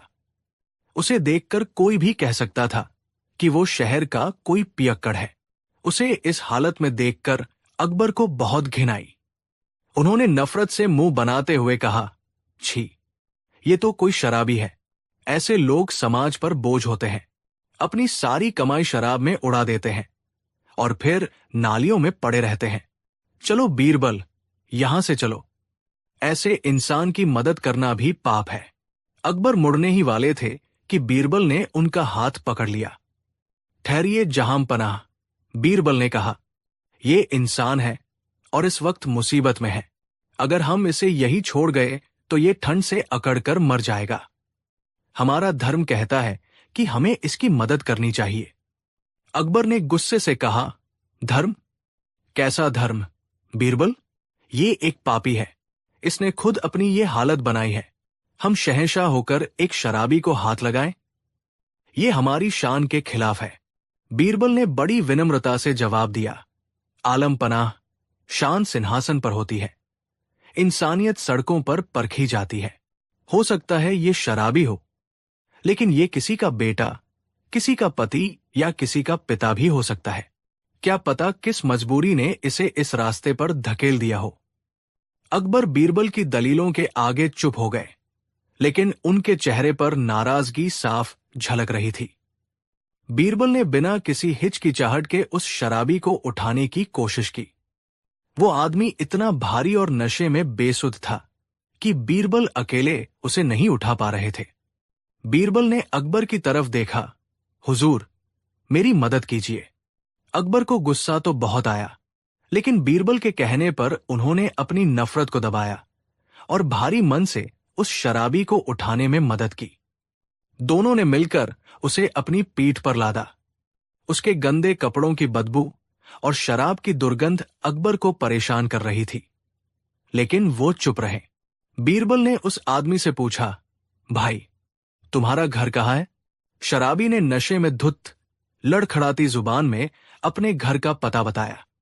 उसका घर पास की ही एक गरीब बस्ती में था। अकबर और बीरबल उसे उठाकर उसके घर की ओर चल दिए। शहंशाह अकबर, जिनके कदमों में दुनिया झुकती थी, आज एक मामूली शराबी का बोझ अपनी पीठ पर उठाए चल रहे थे। ये उनके जीवन का सबसे अजीब अनुभव था। जब वे उसके छोटे से टूटे फूटे घर पहुंचे तो दरवाजा खटखटाते ही एक औरत ने दरवाजा खोला। उसकी आंखों में चिंता और डर साफ झलक रहा था। अपने पति को इस हालत में देखकर उसकी आंखें भर आई। आप लोग कौन हैं? और ये फिर से पीकर कहीं पड़े मिले क्या? उसने रोते हुए पूछा। बीरबल ने कहा, हाँ बहन, ये सड़क किनारे नाली में पड़े थे। हम बस इन्हें घर तक पहुंचाने आए हैं। उस औरत ने दोनों को अंदर बुलाया। घर में गरीबी और लाचारी साफ दिख रही थी। एक कोने में दो छोटे छोटे बच्चे फटी हुई रजाई में लिपटे सो रहे थे। उनके चेहरे पर मासूमियत थी, लेकिन पेट की भूख शायद उन्हें सोने नहीं दे रही थी। अकबर और बीरबल ने शराबी को एक चारपाई पर लिटा दिया। उस औरत ने हाथ जोड़कर कहा, आप दोनों का बहुत बहुत शुक्रिया। आप तो फरिश्ते बनकर आए। अगर आज आप न होते तो मेरे बच्चों के सिर से पिता का साया उठ जाता। अकबर ने कठोरता से कहा, कैसा पिता, जो अपनी जिम्मेदारियों को भूलकर दिन रात शराब में डूबा रहे? तुम्हें ऐसे आदमी के लिए रोना नहीं चाहिए। ये सुनकर वो औरत फूट फूट कर रो पड़ी। आप नहीं जानते साहब, उसने सिसकते हुए कहा, ये हमेशा से ऐसे नहीं थे। ये शहर के सबसे हुनरमंद कारीगरों में से एक थे। इनकी बनाई हुई लकड़ी की नक्काशी दूर दूर तक मशहूर थी। हम बहुत खुश थे, लेकिन एक दिन काम करते हुए एक हादसा हुआ और इनकी आंखों की रोशनी लगभग चली गई। ये अब बारीक काम नहीं कर सकते। काम छिन गया, आमदनी बंद हो गई। इसी गम और बेबसी ने इन्हें शराब की बोतल पकड़ा दी। ये अपनी लाचारी को भुलाने के लिए पीते हैं। ये सुनकर अकबर सन्न रह गए। जिस आदमी को वो एक नाकारा और पापी समझ रहे थे, उसकी कहानी तो कुछ और ही थी। वो एक मजबूर और टूटा हुआ इंसान था। अकबर ने उन सोते हुए बच्चों की तरफ देखा और उनका दिल अपराध बोध से भर गया। बीरबल ने उस औरत को सांत्वना दी और अपनी जेब से कुछ सोने की मोहरें निकालकर उसे देते हुए कहा, बहन, इसे रखो। अपने बच्चों के लिए खाना और अपने पति का इलाज करवाना। सब ठीक हो जाएगा। औरत ने पहले तो मना किया, लेकिन बीरबल के जोर देने पर उसने वे मोहरें ले ली। उसकी आंखों में उम्मीद की एक नई किरण चमक उठी थी। अकबर और बीरबल उस झोपड़ी से चुपचाप बाहर आ गए। रात की खामोशी में अब अकबर को अपने ही शब्द चुभ रहे थे। महल वापस आते समय अकबर पूरे रास्ते चुप रहे। बीरबल जानते थे कि शहंशाह के अंदर एक तूफान चल रहा है। महल पहुंचकर अकबर अपने कक्ष में गए और बीरबल से कहा, बीरबल, आज तुमने हमारी आंखें खोल दी। हम जिसे एक पापी और समाज का बोझ समझ रहे थे, वो तो हालात का मारा एक बेबस इंसान निकला। हम उसकी कहानी जाने बिना ही उसके बारे में राय बना बैठे। आज हमें एहसास हुआ कि किसी सिक्के का सिर्फ एक पहलू देखकर फैसला सुना देना कितना बड़ा गुनाह है। बीरबल ने मुस्कुराते हुए कहा, जहां पनाह, यही तो मैं आपको समझाना चाहता था। नशा और नशेड़ी दोनों बुरे हैं, लेकिन कभी कभी हमें उस वजह को भी समझना चाहिए जो इंसान को उस अंधेरे रास्ते पर ले जाती है। नफरत से हम सिर्फ इंसान को खत्म कर सकते हैं, लेकिन प्यार और सहानुभूति से हम उसके अंदर की बुराई को खत्म कर सकते हैं। अकबर ने फैसला किया, बीरबल, हम उस कारीगर को ऐसे बर्बाद नहीं होने देंगे। कल सुबह तुम उसे हमारे सामने दरबार में पेश करना। अगले दिन वो कारीगर जिसका नाम हीरालाल था, दरबार में कांपते हुए हाजिर हुआ। रात का नशा उतर चुका था और अब उसे दरबार में बुलाए जाने का डर सता रहा था। उसे लगा कि रात में नाली में पड़े होने की वजह से उसे कोई कड़ी सजा दी जाएगी। अकबर अपने सिंहासन पर बैठे थे। उन्होंने हीरालाल को देखा और कहा, हीरालाल, हमने सुना है कि तुम एक बहुत काबिल कारीगर हो। हीरालाल डर के मारे कुछ बोल नहीं पाया, बस सिर झुकाकर खड़ा रहा। अकबर ने आगे कहा, एक हादसा तुम्हारे साथ हुआ, लेकिन इसका मतलब ये नहीं कि तुम्हारी जिंदगी खत्म हो गई। तुम्हारी आंखों की रोशनी कम हुई है, तुम्हारा हुनर नहीं मरा है। हम तुम्हें एक मौका देना चाहते हैं। अकबर ने हुक्म दिया, आज से तुम शाही कारखाने में काम करोगे। तुम्हें बारीक नक्काशी का काम नहीं, बल्कि मोटे और बड़े लकड़ी के सामान बनाने का काम सौंपा जाता है, जैसे कि संदूक, दरवाजे और पलंग। तुम्हारे हुनर का इस्तेमाल होगा और तुम्हारी आंखों पर भी जोर नहीं पड़ेगा। तुम्हें एक अच्छा वेतन और रहने के लिए एक घर भी दिया जाएगा। तुम्हारे बच्चों की पढ़ाई का खर्चा सल्तनत उठाएगी। यह सुनकर हीरालाल को अपने कानों पर यकीन नहीं हुआ। उसकी आंखों से पश्चाताप और कृतज्ञता के आंसू बहने लगे। वो अकबर के कदमों में गिर पड़ा। जहां पनाह, वो रोते हुए बोला, मैं तो एक पापी हूं। मैंने अपनी जिंदगी शराब में बर्बाद कर दी। मैं इस मेहरबानी के लायक नहीं हूं। अकबर ने उसे उठाते हुए कहा, तुम लायक हो हीरालाल। हर इंसान एक दूसरा मौका पाने का हकदार होता है, लेकिन हमारी एक शर्त है। क्या शर्त? आलमपना, मैं आपकी हर शर्त मानने को तैयार हूं, हीरालाल ने कहा। अकबर ने बीरबल की तरफ देखा और फिर हीरालाल से कहा, शर्त यह है कि आज से तुम शराब की एक बूंद को भी हाथ नहीं लगाओगे। तुम अपनी मेहनत की कमाई अपने परिवार पर खर्च करोगे, शराब पर नहीं। तुम अपनी जिंदगी को फिर से संवारोगे, सिर्फ अपने लिए नहीं, बल्कि अपने उन मासूम बच्चों के लिए। हीरालाल ने रोते हुए कसम खाई कि वो आज के बाद कभी शराब को हाथ नहीं लगाएगा। उस दिन के बाद हीरालाल की जिंदगी पूरी तरह बदल गई। उसने शराब हमेशा के लिए छोड़ दी और अपनी पूरी लगन और मेहनत से शाही कारखाने में काम करने लगा। उसका खोया हुआ सम्मान और आत्मविश्वास वापस लौट आया। उसका परिवार फिर से खुशहाल हो गया। एक दिन, कुछ महीनों बाद, अकबर और बीरबल फिर से भेष बदलकर उस बस्ती में गए। उन्होंने देखा कि हीरालाल का टूटा फूटा घर अब एक साफ सुथरा और अच्छा मकान बन चुका था। अंदर से बच्चों के हंसने की आवाजें आ रही थी। हीरालाल अपने बच्चों के साथ खेल रहा था और उसकी पत्नी खुशी से खाना बना रही थी। उस घर में अब लाचारी और निराशा की जगह उम्मीद और खुशियों ने ले ली थी।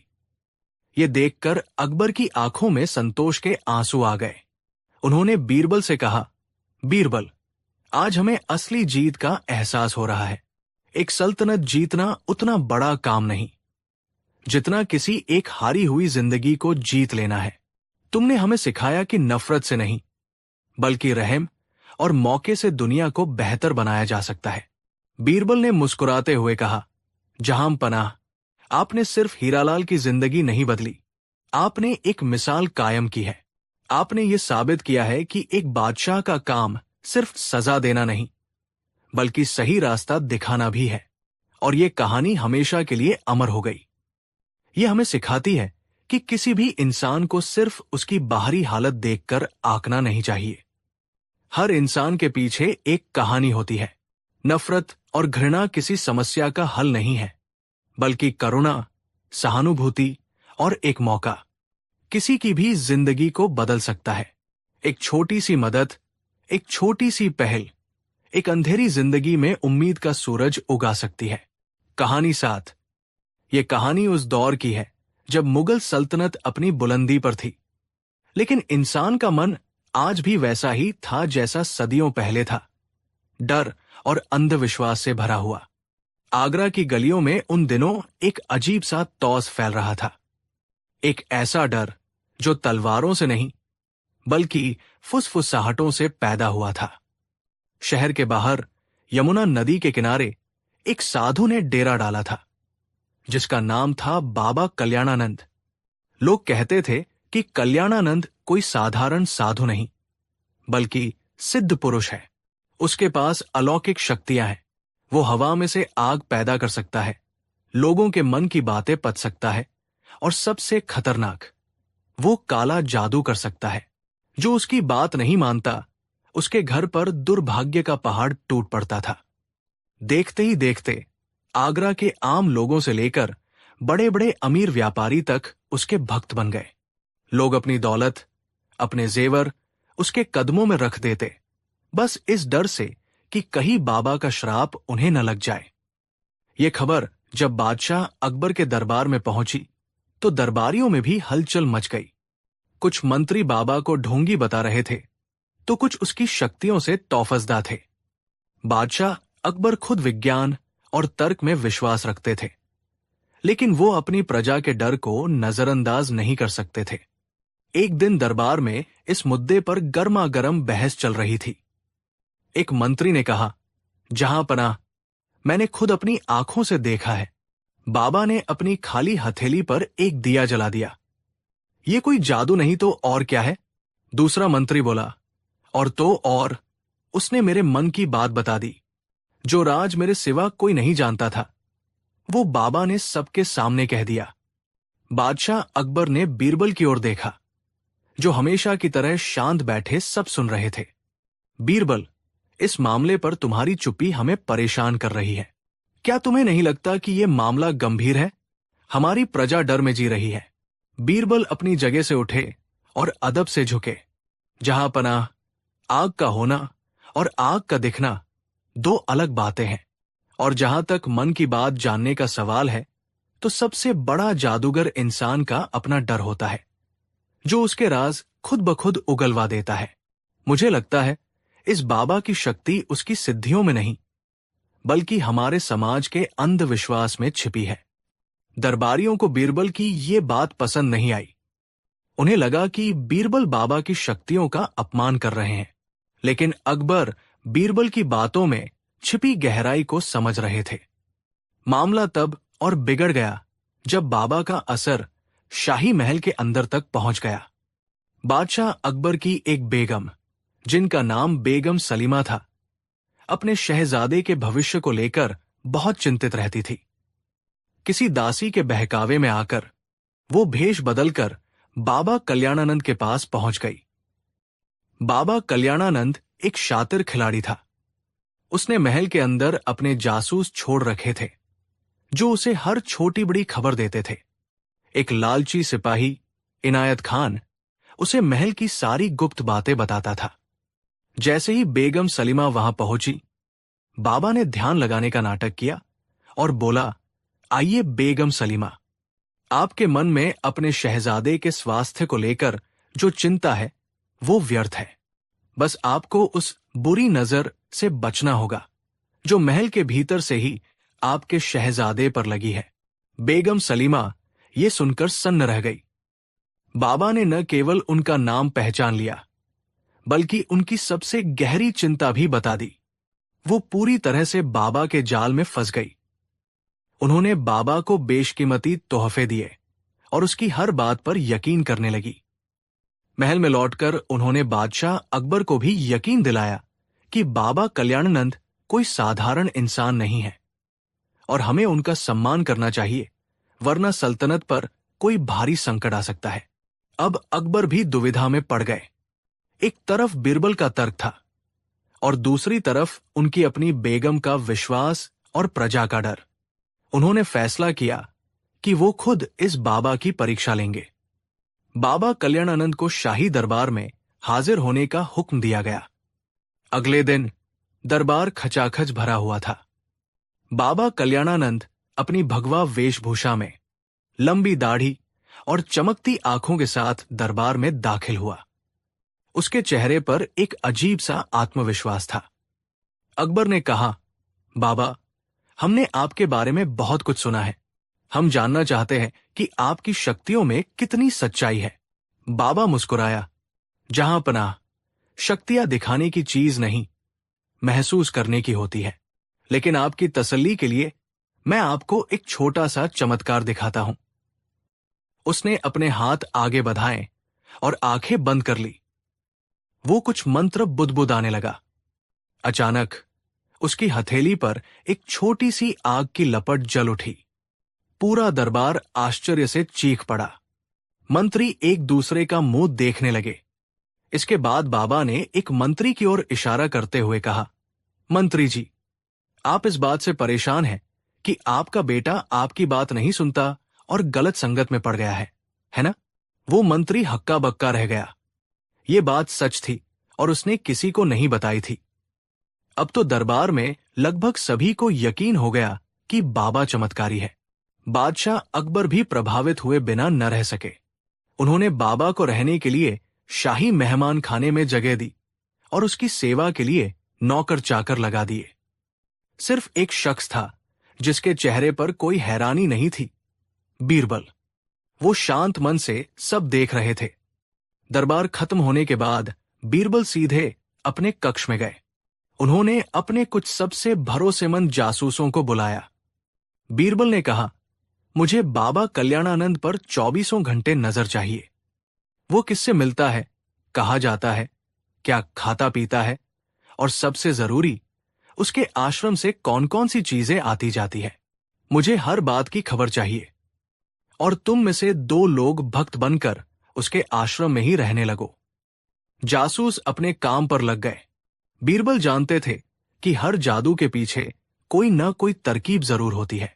हथेली पर आग जलाना। बीरबल ने रसायन विज्ञान की कुछ पुरानी किताबें पढ़ी थी। उन्हें पता था कि कुछ खास रसायनों को मिलाने से आग पैदा की जा सकती है। और मन की बातें जानना, इसके लिए जासूसी का एक बड़ा नेटवर्क चाहिए। बीरबल का शक महल के किसी भेदी पर था। कुछ दिन बीते। बीरबल के जासूसों ने खबरें लाना शुरू कर दिया।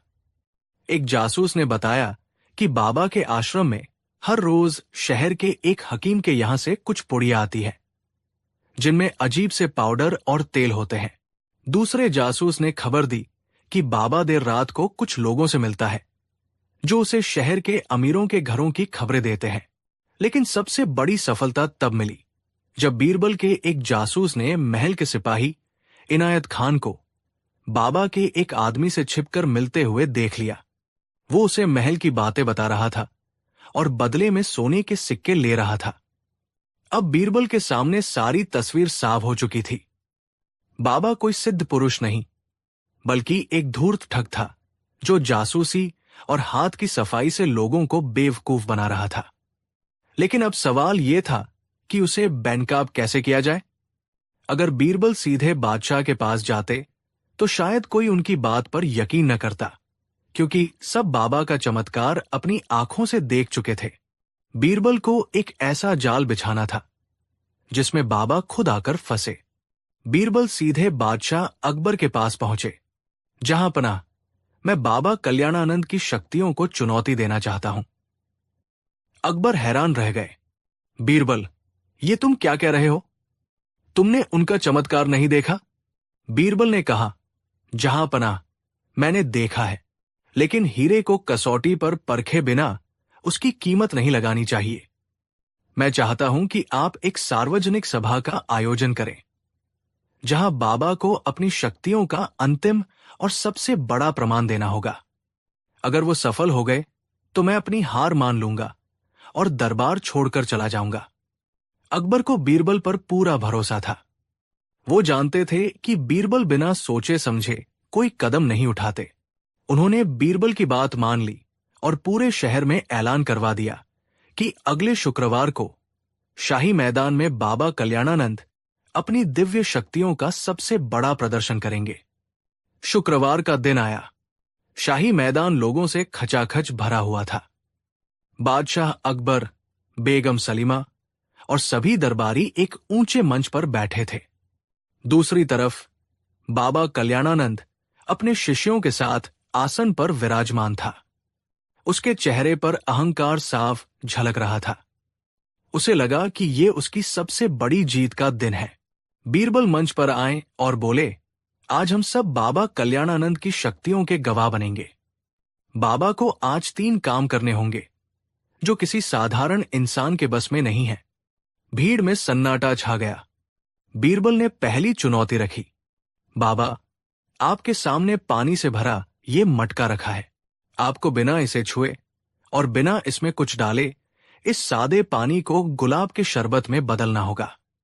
बाबा मुस्कुराया। ये उसके लिए बच्चों का खेल था। उसकी योजना पहले से तैयार थी। उसके एक शिष्य ने रात में ही उस मटके की भीतरी सतह पर गुलाब के शरबत का सूखा पाउडर चुपके से लगा दिया था। बस पानी डालने पर वो अपने आप घुल जाता। बाबा ने आंखें बंद की और मंत्र पढ़ने का नाटक करने लगा। उसने अपने शिष्य को इशारा किया कि वो मटके को हिलाए। शिष्य ने जैसे ही मटका हिलाया, कुछ नहीं हुआ। पानी जैसा था वैसा ही रहा। बाबा हैरान रह गया। उसने फिर से मंत्र पढ़े, लेकिन पानी का रंग नहीं बदला। भीड़ में फुसफुसाहट शुरू हो गई।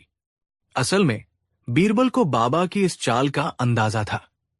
उन्होंने रात में ही बाबा के शिष्य के जाने के बाद उस मटके को एक साफ मटके से बदलवा दिया था।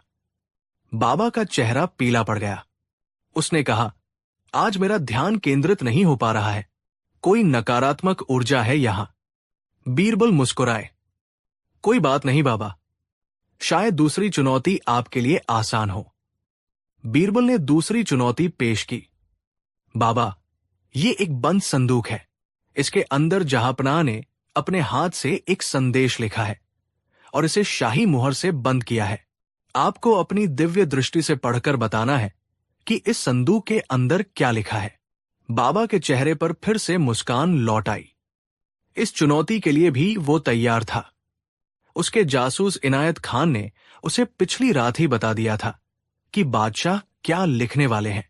इनायत ने बादशाह को लिखते हुए देखा था।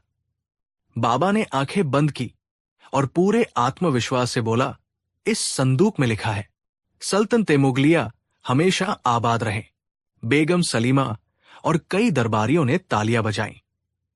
लेकिन अकबर और बीरबल शांत थे। बीरबल ने बादशाह से संदूक खोलने का अनुरोध किया। बादशाह ने शाही मुहर तोड़ी और संदूक खोला। उन्होंने अंदर से कागज निकाला और उसे ऊंची आवाज में पढ़ा। उस पर लिखा था, बाबा कल्याणानंद, आज तुम्हारे ढोंग का पर्दाफाश होगा। ये सुनते ही पूरे मैदान में सन्नाटा छा गया। बाबा कल्याणानंद के पैरों तले जमीन खिसक गई। वो समझ गया कि वो फंस चुका है। असल में बीरबल ने सिपाही इनायत खान को कल रात ही पकड़ लिया था। बीरबल ने उससे सारा सच उगलवा लिया था और फिर बादशाह के साथ मिलकर ये नई योजना बनाई थी। अब बाबा के ढोंग का पर्दाफाश हो चुका था, लेकिन बीरबल उसे भागने का कोई मौका नहीं देना चाहते थे। उन्होंने अपनी आखिरी और सबसे खतरनाक चुनौती सामने रखी। बीरबल ने मैदान के बीच में बने एक छोटे से तंबू की ओर इशारा किया। बाबा, ये आखिरी परीक्षा है। इस तंबू के अंदर हमने एक जहरीली जड़ी बूटी का धुआं भर दिया है। ये धुआं इतना विषैला है कि कोई भी आम इंसान इसके अंदर एक पल भी जिंदा नहीं रह सकता। लेकिन आप तो सिद्ध पुरुष हैं। आप पर जहर का कोई असर नहीं होगा। आपको बस इस तंबू के अंदर 5 मिनट तक बैठकर दिखाना है। अब बाबा कल्याणानंद की सांसें अटक गई। उसके चेहरे का रंग उड़ चुका था। वो जानता था कि वह एक साधारण इंसान है। अगर वो अंदर गया तो मारा जाएगा। वो कांपते हुए अपनी जगह पर खड़ा हो गया। मैं अंदर नहीं जाऊंगा, उसने हकलाते हुए कहा। बीरबल ने ऊंची आवाज में कहा, क्यों बाबा? क्या आपको अपनी शक्तियों पर भरोसा नहीं रहा, या फिर आपकी शक्तियां थी नहीं? भीड़ अब बाबा के खिलाफ नारे लगाने लगी। ढोंगी, पाखंडी, इसे पकड़ो। अपनी जान बचाने के लिए बाबा कल्याणानंद बादशाह के कदमों में गिर पड़ा और अपना सारा गुनाह कबूल कर लिया। उसने बताया कि कैसे वो रसायनों से आग जलाता था और कैसे जासूसों की मदद से लोगों के राज जानकर उन्हें डराता था। तभी बीरबल ने तंबू का पर्दा हटाया। अंदर से किसी जहरीली गैस का नहीं, बल्कि चंदन और गुलाब की अगरबत्तियों का सुगंधित धुआं निकल रहा था। बीरबल ने कहा, जहां पनाह, कोई जहरीला धुआं नहीं था। हम बस ये देखना चाहते थे कि बाबा को अपनी जान का डर है या नहीं। इसके अपने डर ने ही इसे झूठा साबित कर दिया। बादशाह अकबर का चेहरा गुस्से से लाल हो गया। उन्होंने बाबा कल्याणानंद और उसके सभी साथियों, जिसमें सिपाही इनायत खान भी शामिल था, को तुरंत गिरफ्तार करने का हुक्म दिया। उस दिन आगरा की प्रजा ने अपनी आंखों से देखा कि सबसे बड़ा काला जादू डर और अंधविश्वास होता है, और उसे काटने के लिए किसी मंत्र की नहीं, बल्कि तर्क और हिम्मत की जरूरत होती है। बादशाह अकबर ने बीरबल की बुद्धिमानी की खूब प्रशंसा की और उन्हें इनाम दिया। दरबार में लौटकर अकबर ने बीरबल से कहा, बीरबल, आज तुमने सिर्फ एक ढोंगी को नहीं पकड़ा, बल्कि हमारी प्रजा की आंखों पर बंधी अंधविश्वास की पट्टी को भी उतारा है। तुमने साबित कर दिया कि ज्ञान की रोशनी के आगे धोखे का अंधेरा कभी नहीं टिक सकता। और इस तरह बीरबल ने एक बार फिर अपनी अक्ल से न केवल एक बड़े धोखेबाज का पर्दाफाश किया, बल्कि पूरे समाज को एक बहुत बड़ी सीख भी दी। सीख ये कि सच्ची शक्ति किसी चमत्कार में नहीं, बल्कि सच्चाई, ज्ञान और विवेक में होती है। कहानी 8। आगरा शहर उन दिनों अपनी पूरी शानो शौकत में था। बादशाह अकबर के शासन में कला, साहित्य और व्यापार फल फूल रहे थे। लेकिन जहां समृद्धि होती है, वहां अहंकार भी अपनी जड़ें जमा लेता है। शहर के सबसे अमीर सौदागरों में से एक थे सेठ धनपत राय। उनके पास दौलत की कोई कमी नहीं थी, लेकिन उनका बेटा कुंदन उस दौलत के नशे में चूर एक घमंडी और मूर्ख नौजवान था। कुंदन का मानना था कि पैसे से दुनिया की हर चीज खरीदी जा सकती है, इज्जत, शोहरत और यहां तक कि अक्ल भी। कुंदन अक्सर शहर के चौराहों पर अपने दोस्तों के बीच डींगे हाँकता, इस दुनिया में ऐसा कुछ नहीं जो मैं अपने सोने के सिक्कों से हासिल न कर सकूं। ये जो बड़े बड़े विद्वान और पंडित ज्ञान की बातें करते हैं, ये सब मेरे सामने पानी भरते हैं। अरे, बादशाह के नवरत्न बीरबल भी क्या चीज है। मैं चाहूं तो 10 बीरबल खरीदकर अपनी हवेली के बाहर पहरे पर खड़ा कर दूं। उसकी ये बातें हवा में तैरती हुई किसी न किसी तरह बादशाह अकबर के कानों तक पहुंच ही जाती थी। अकबर को कुंदन की इस मूर्खता और अहंकार पर बहुत क्रोध आता। उन्हें इस बात की चिंता थी कि दौलत का ऐसा घमंड समाज में ज्ञान और कला का अपमान कर रहा है। एक दिन जब कुंदन ने भरे बाजार में ये ऐलान कर दिया कि वो दुनिया का सबसे बुद्धिमान व्यक्ति है, क्योंकि उसके पास सबसे ज्यादा दौलत है, तो बादशाह का सब्र जवाब दे गया। शाम को जब दरबार लगा तो अकबर बहुत चिंतित दिखे। उन्होंने बीरबल से कहा, बीरबल, ये कुंदन नाम का लड़का हमारी सल्तनत के मूल्यों का मजाक बना रहा है। वो पैसे के घमंड में ज्ञान को चुनौती दे रहा है। हमें उसे सबक सिखाना ही होगा, लेकिन इस तरह कि उसकी अक्ल ठिकाने आ जाए और दौलत का नशा भी उतर जाए। बीरबल, जो हमेशा की तरह शांत भाव से सब सुन रहे थे, मुस्कुराए। जहां पनाह, चिंता न करें। हीरे को काटने के लिए लोहे की नहीं, हीरे की ही जरूरत पड़ती है। मूर्ख को सबक सिखाने के लिए हमें मूर्खता का ही सहारा लेना होगा। आप बस मुझ पर छोड़ दीजिए। हम कुंदन को ऐसा सबक सिखाएंगे कि वो जिंदगी भर याद रखेगा, और वह भी उसकी अपनी दौलत से। अगले दिन से ही आगरा की गलियों में एक अजीब सी अफवाह फैलने लगी। लोगों ने कानाफूसी करना शुरू कर दिया कि बीरबल ने किसी दूर देश से एक चमत्कारी गधा मंगवाया है। ये कोई आम गधा नहीं, बल्कि एक ज्ञानी गधा है। कहते हैं कि वो गधा पिछले जन्म में एक बहुत बड़ा विद्वान था और उसे वेदों और शास्त्रों का पूरा ज्ञान है। बीरबल उसे एक विशेष प्रकार की मिठाई खिलाकर उसकी सोई हुई शक्तियों को जगा रहे हैं, ताकि वो फिर से इंसानी भाषा में बोल सके और अपना ज्ञान बांट सके। ये अफवाह आग की तरह पूरे शहर में फैल गई। लोग बीरबल के घर के बाहर उस चमत्कारी गधे की एक झलक पाने के लिए इकट्ठे होने लगे। जब ये खबर कुंदन के कानों तक पहुंची तो वो जोर जोर से हंसा। हा हा हा, बीरबल और उसका ज्ञानी गधा। लगता है अब बादशाह का सलाहकार सठिया गया है। गधा कहीं ज्ञानी होता है भला? मैं जाकर इस ढोंग का पर्दाफाश करता हूं। अपने अहंकार में चूर, कुंदन सीधे बीरबल की हवेली पहुंच गया। उसने देखा कि बीरबल सचमुच अपने बगीचे में एक गधे के साथ बैठे थे।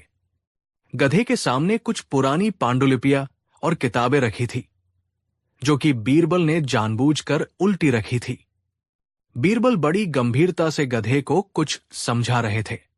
तो देखो बुद्धसेन, बीरबल गधे को संबोधित करते हुए कह रहे थे, अर्थशास्त्र का ये सूत्र कहता है कि राज्य का कोष प्रजा के सुख के लिए है, न कि राजा के ऐशो आराम के लिए। तुम्हारी इस पर क्या राय है? गधे ने अपनी आदत के अनुसार जोर से ढेंचू ढेंचू की आवाज निकाली। बीरबल ने सिर हिलाया। बहुत खूब। क्या गहरा विचार है। तुम कहना चाहते हो कि प्रजा का सुख ही राज्य का असली कोष है। वाह, तुम्हारी बुद्धि दिन ब दिन तीव्र होती जा रही है। ये नजारा देखकर कुंदन हैरान रह गया। वो आगे बढ़ा और तंज कसते हुए बोला, वाह बीरबल जी, आप तो गधों को पढ़ाने लगे। क्या आगरा के सारे इंसान विद्वान हो गए हैं, जो अब जानवरों की बारी आई है? बीरबल ने कुंदन को देखा और अनजान बनने का नाटक किया। अरे कुंदन, तुम यहां? तुम इस दिव्य प्राणी के ज्ञान को नहीं समझोगे।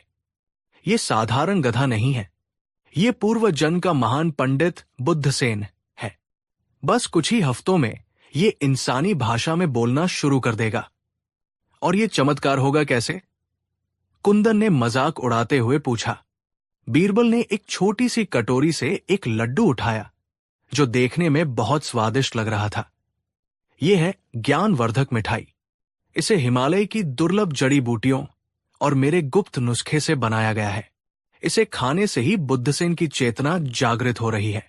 ये कहकर बीरबल ने वो लड्डू गधे को खिला दिया। गधे ने मजे से लड्डू खाया और फिर से ढेंचू ढेंचू करने लगा। कुंदन की आंखों में एक अजीब सी चमक आई। उसके मूर्ख दिमाग ने सोचना शुरू कर दिया, अगर ये मिठाई सच में किसी गधे को ज्ञानी बना सकती है, तो सोचो मुझ जैसे इंसान को खाकर ये क्या बना देगी। मैं तो दुनिया का सबसे महान विद्वान बन जाऊंगा, फिर कोई मेरी बराबरी नहीं कर सकेगा। उसने अपनी सोच को छिपाते हुए कहा, बीरबल जी, मुझे ये सब ढोंग लगता है, लेकिन फिर भी मैं ये मिठाई चखना चाहता हूं। क्या पता इसमें स्वाद कैसा है। बीरबल ने तुरंत हाथ आगे कर दिया। नहीं कुंदन, नहीं, ये मिठाई इंसानों के लिए नहीं है। इसका असर उन पर उल्टा हो सकता है। एक साधारण इंसान का दिमाग इतनी तीव्र बुद्धि का तेज सहन नहीं कर पाएगा। बीरबल का मना करना कुंदन के लालच को और भड़का गया। उसे लगा कि बीरबल जानबूझकर ये रहस्य उससे छिपा रहे हैं। कीमत बोलो बीरबल। कुंदन ने अपनी थैली से सोने के 100 सिक्के निकालते हुए कहा, मुझे ये मिठाई चाहिए। 100 सिक्के कम हो तो 200 ले लो। बीरबल ने दुख का नाटक करते हुए सिर हिलाया। कुंदन, तुम ज्ञान का मूल्य सिक्कों में लगा रहे हो। ये अनमोल है, ये बिकाऊ नहीं है। अगले कुछ दिनों तक कुंदन रोज बीरबल के घर आता और मिठाई खरीदने की जिद करता। वो कीमत बढ़ाता गया, 200 से 500, 500 से 1000 सोने के सिक्के। लेकिन बीरबल हर बार मना कर देते, जिससे कुंदन की बेचैनी और बढ़ जाती। उसे अब ये यकीन हो गया था कि ये कोई साधारण मिठाई नहीं, बल्कि सच में कोई जादुई चीज है। आखिरकार 1 हफ्ते बाद बीरबल ने हार मानने का नाटक किया। ठीक है कुंदन, तुम्हारी जिद के आगे मैं हार गया, लेकिन इस ज्ञान को पाने की एक कीमत है, और वो सिर्फ सोना नहीं है। तुम्हें पहले खुद को इस मिठाई के योग्य साबित करना होगा। मैं कुछ भी करने को तैयार हूं। कुंदन ने उत्सुकता से कहा। तो ठीक है, बीरबल ने गंभीर होकर कहा, अगले 7 दिनों तक तुम्हें इस ज्ञानी गधे बुद्धसेन की सेवा करनी होगी। तुम खुद इसके लिए चारा लाओगे, इसका गोबर उठाओगे और इसे नहलाओगे। तुम्हें इसे गुरु मानकर सम्मान देना होगा। अगर तुमने ये परीक्षा पास कर ली, तो मैं तुम्हें मिठाई का रहस्य बता दूंगा। सेठ धनपत राय का बेटा, जिसने कभी अपने हाथों से पानी का गिलास तक नहीं उठाया था, अब एक गधे की सेवा करने को तैयार हो गया।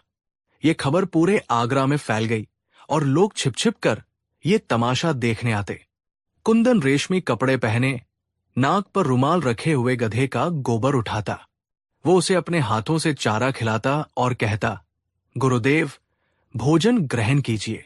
7 दिन तक ये अपमान सहने के बाद कुंदन का अहंकार चूर चूर हो चुका था, लेकिन उसकी मूर्खता अभी भी बाकी थी।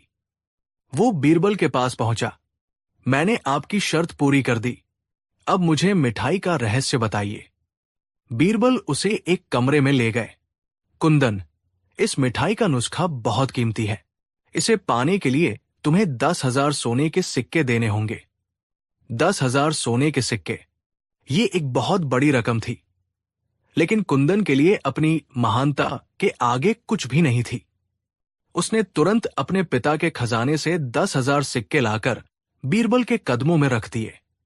बीरबल ने सिक्के अपने सेवकों को दिए और कुंदन के हाथ में एक पुराना सा कागज थमाया, जिस पर मिठाई बनाने की विधि लिखी थी। कुंदन ने जल्दी जल्दी पढ़ा। बेसन, चीनी, घी, इलायची और कुछ अनजान जड़ी बूटियों के नाम, जो असल में साधारण मसाले थे। बस इतना ही? कुंदन ने पूछा। इसे बनाने का कोई खास तरीका तो होगा? हां, एक बहुत ही खास तरीका है, बीरबल ने रहस्यमयी आवाज में कहा, और यही इस रहस्य का सबसे बड़ा हिस्सा है। सुनो, तुम ये मिठाई बनाओगे और इसे एक गधे को खिलाओगे। तुम हर रोज उस गधे को पढ़ाओगे, ठीक वैसे ही जैसे मैं बुद्धसेन को पढ़ाता हूं।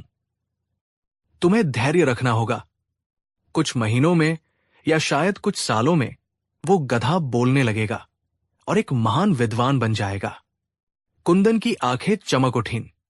और फिर बीरबल ने अपनी बात पूरी की। और जिस दिन वो गधा विद्वान बन जाएगा, उस दिन तुम भी दुनिया के सबसे बुद्धिमान इंसान बन जाओगे।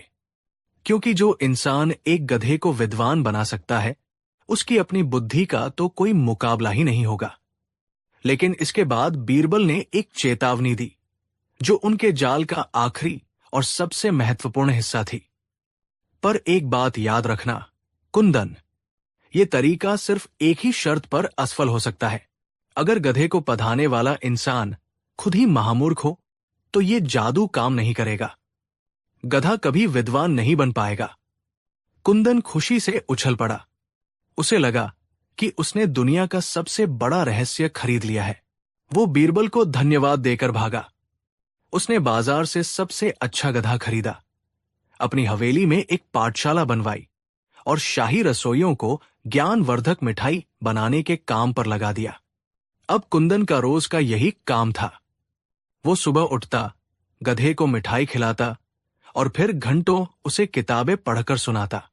देखो गधे, ये इतिहास है, ये गणित है, समझ रहे हो ना?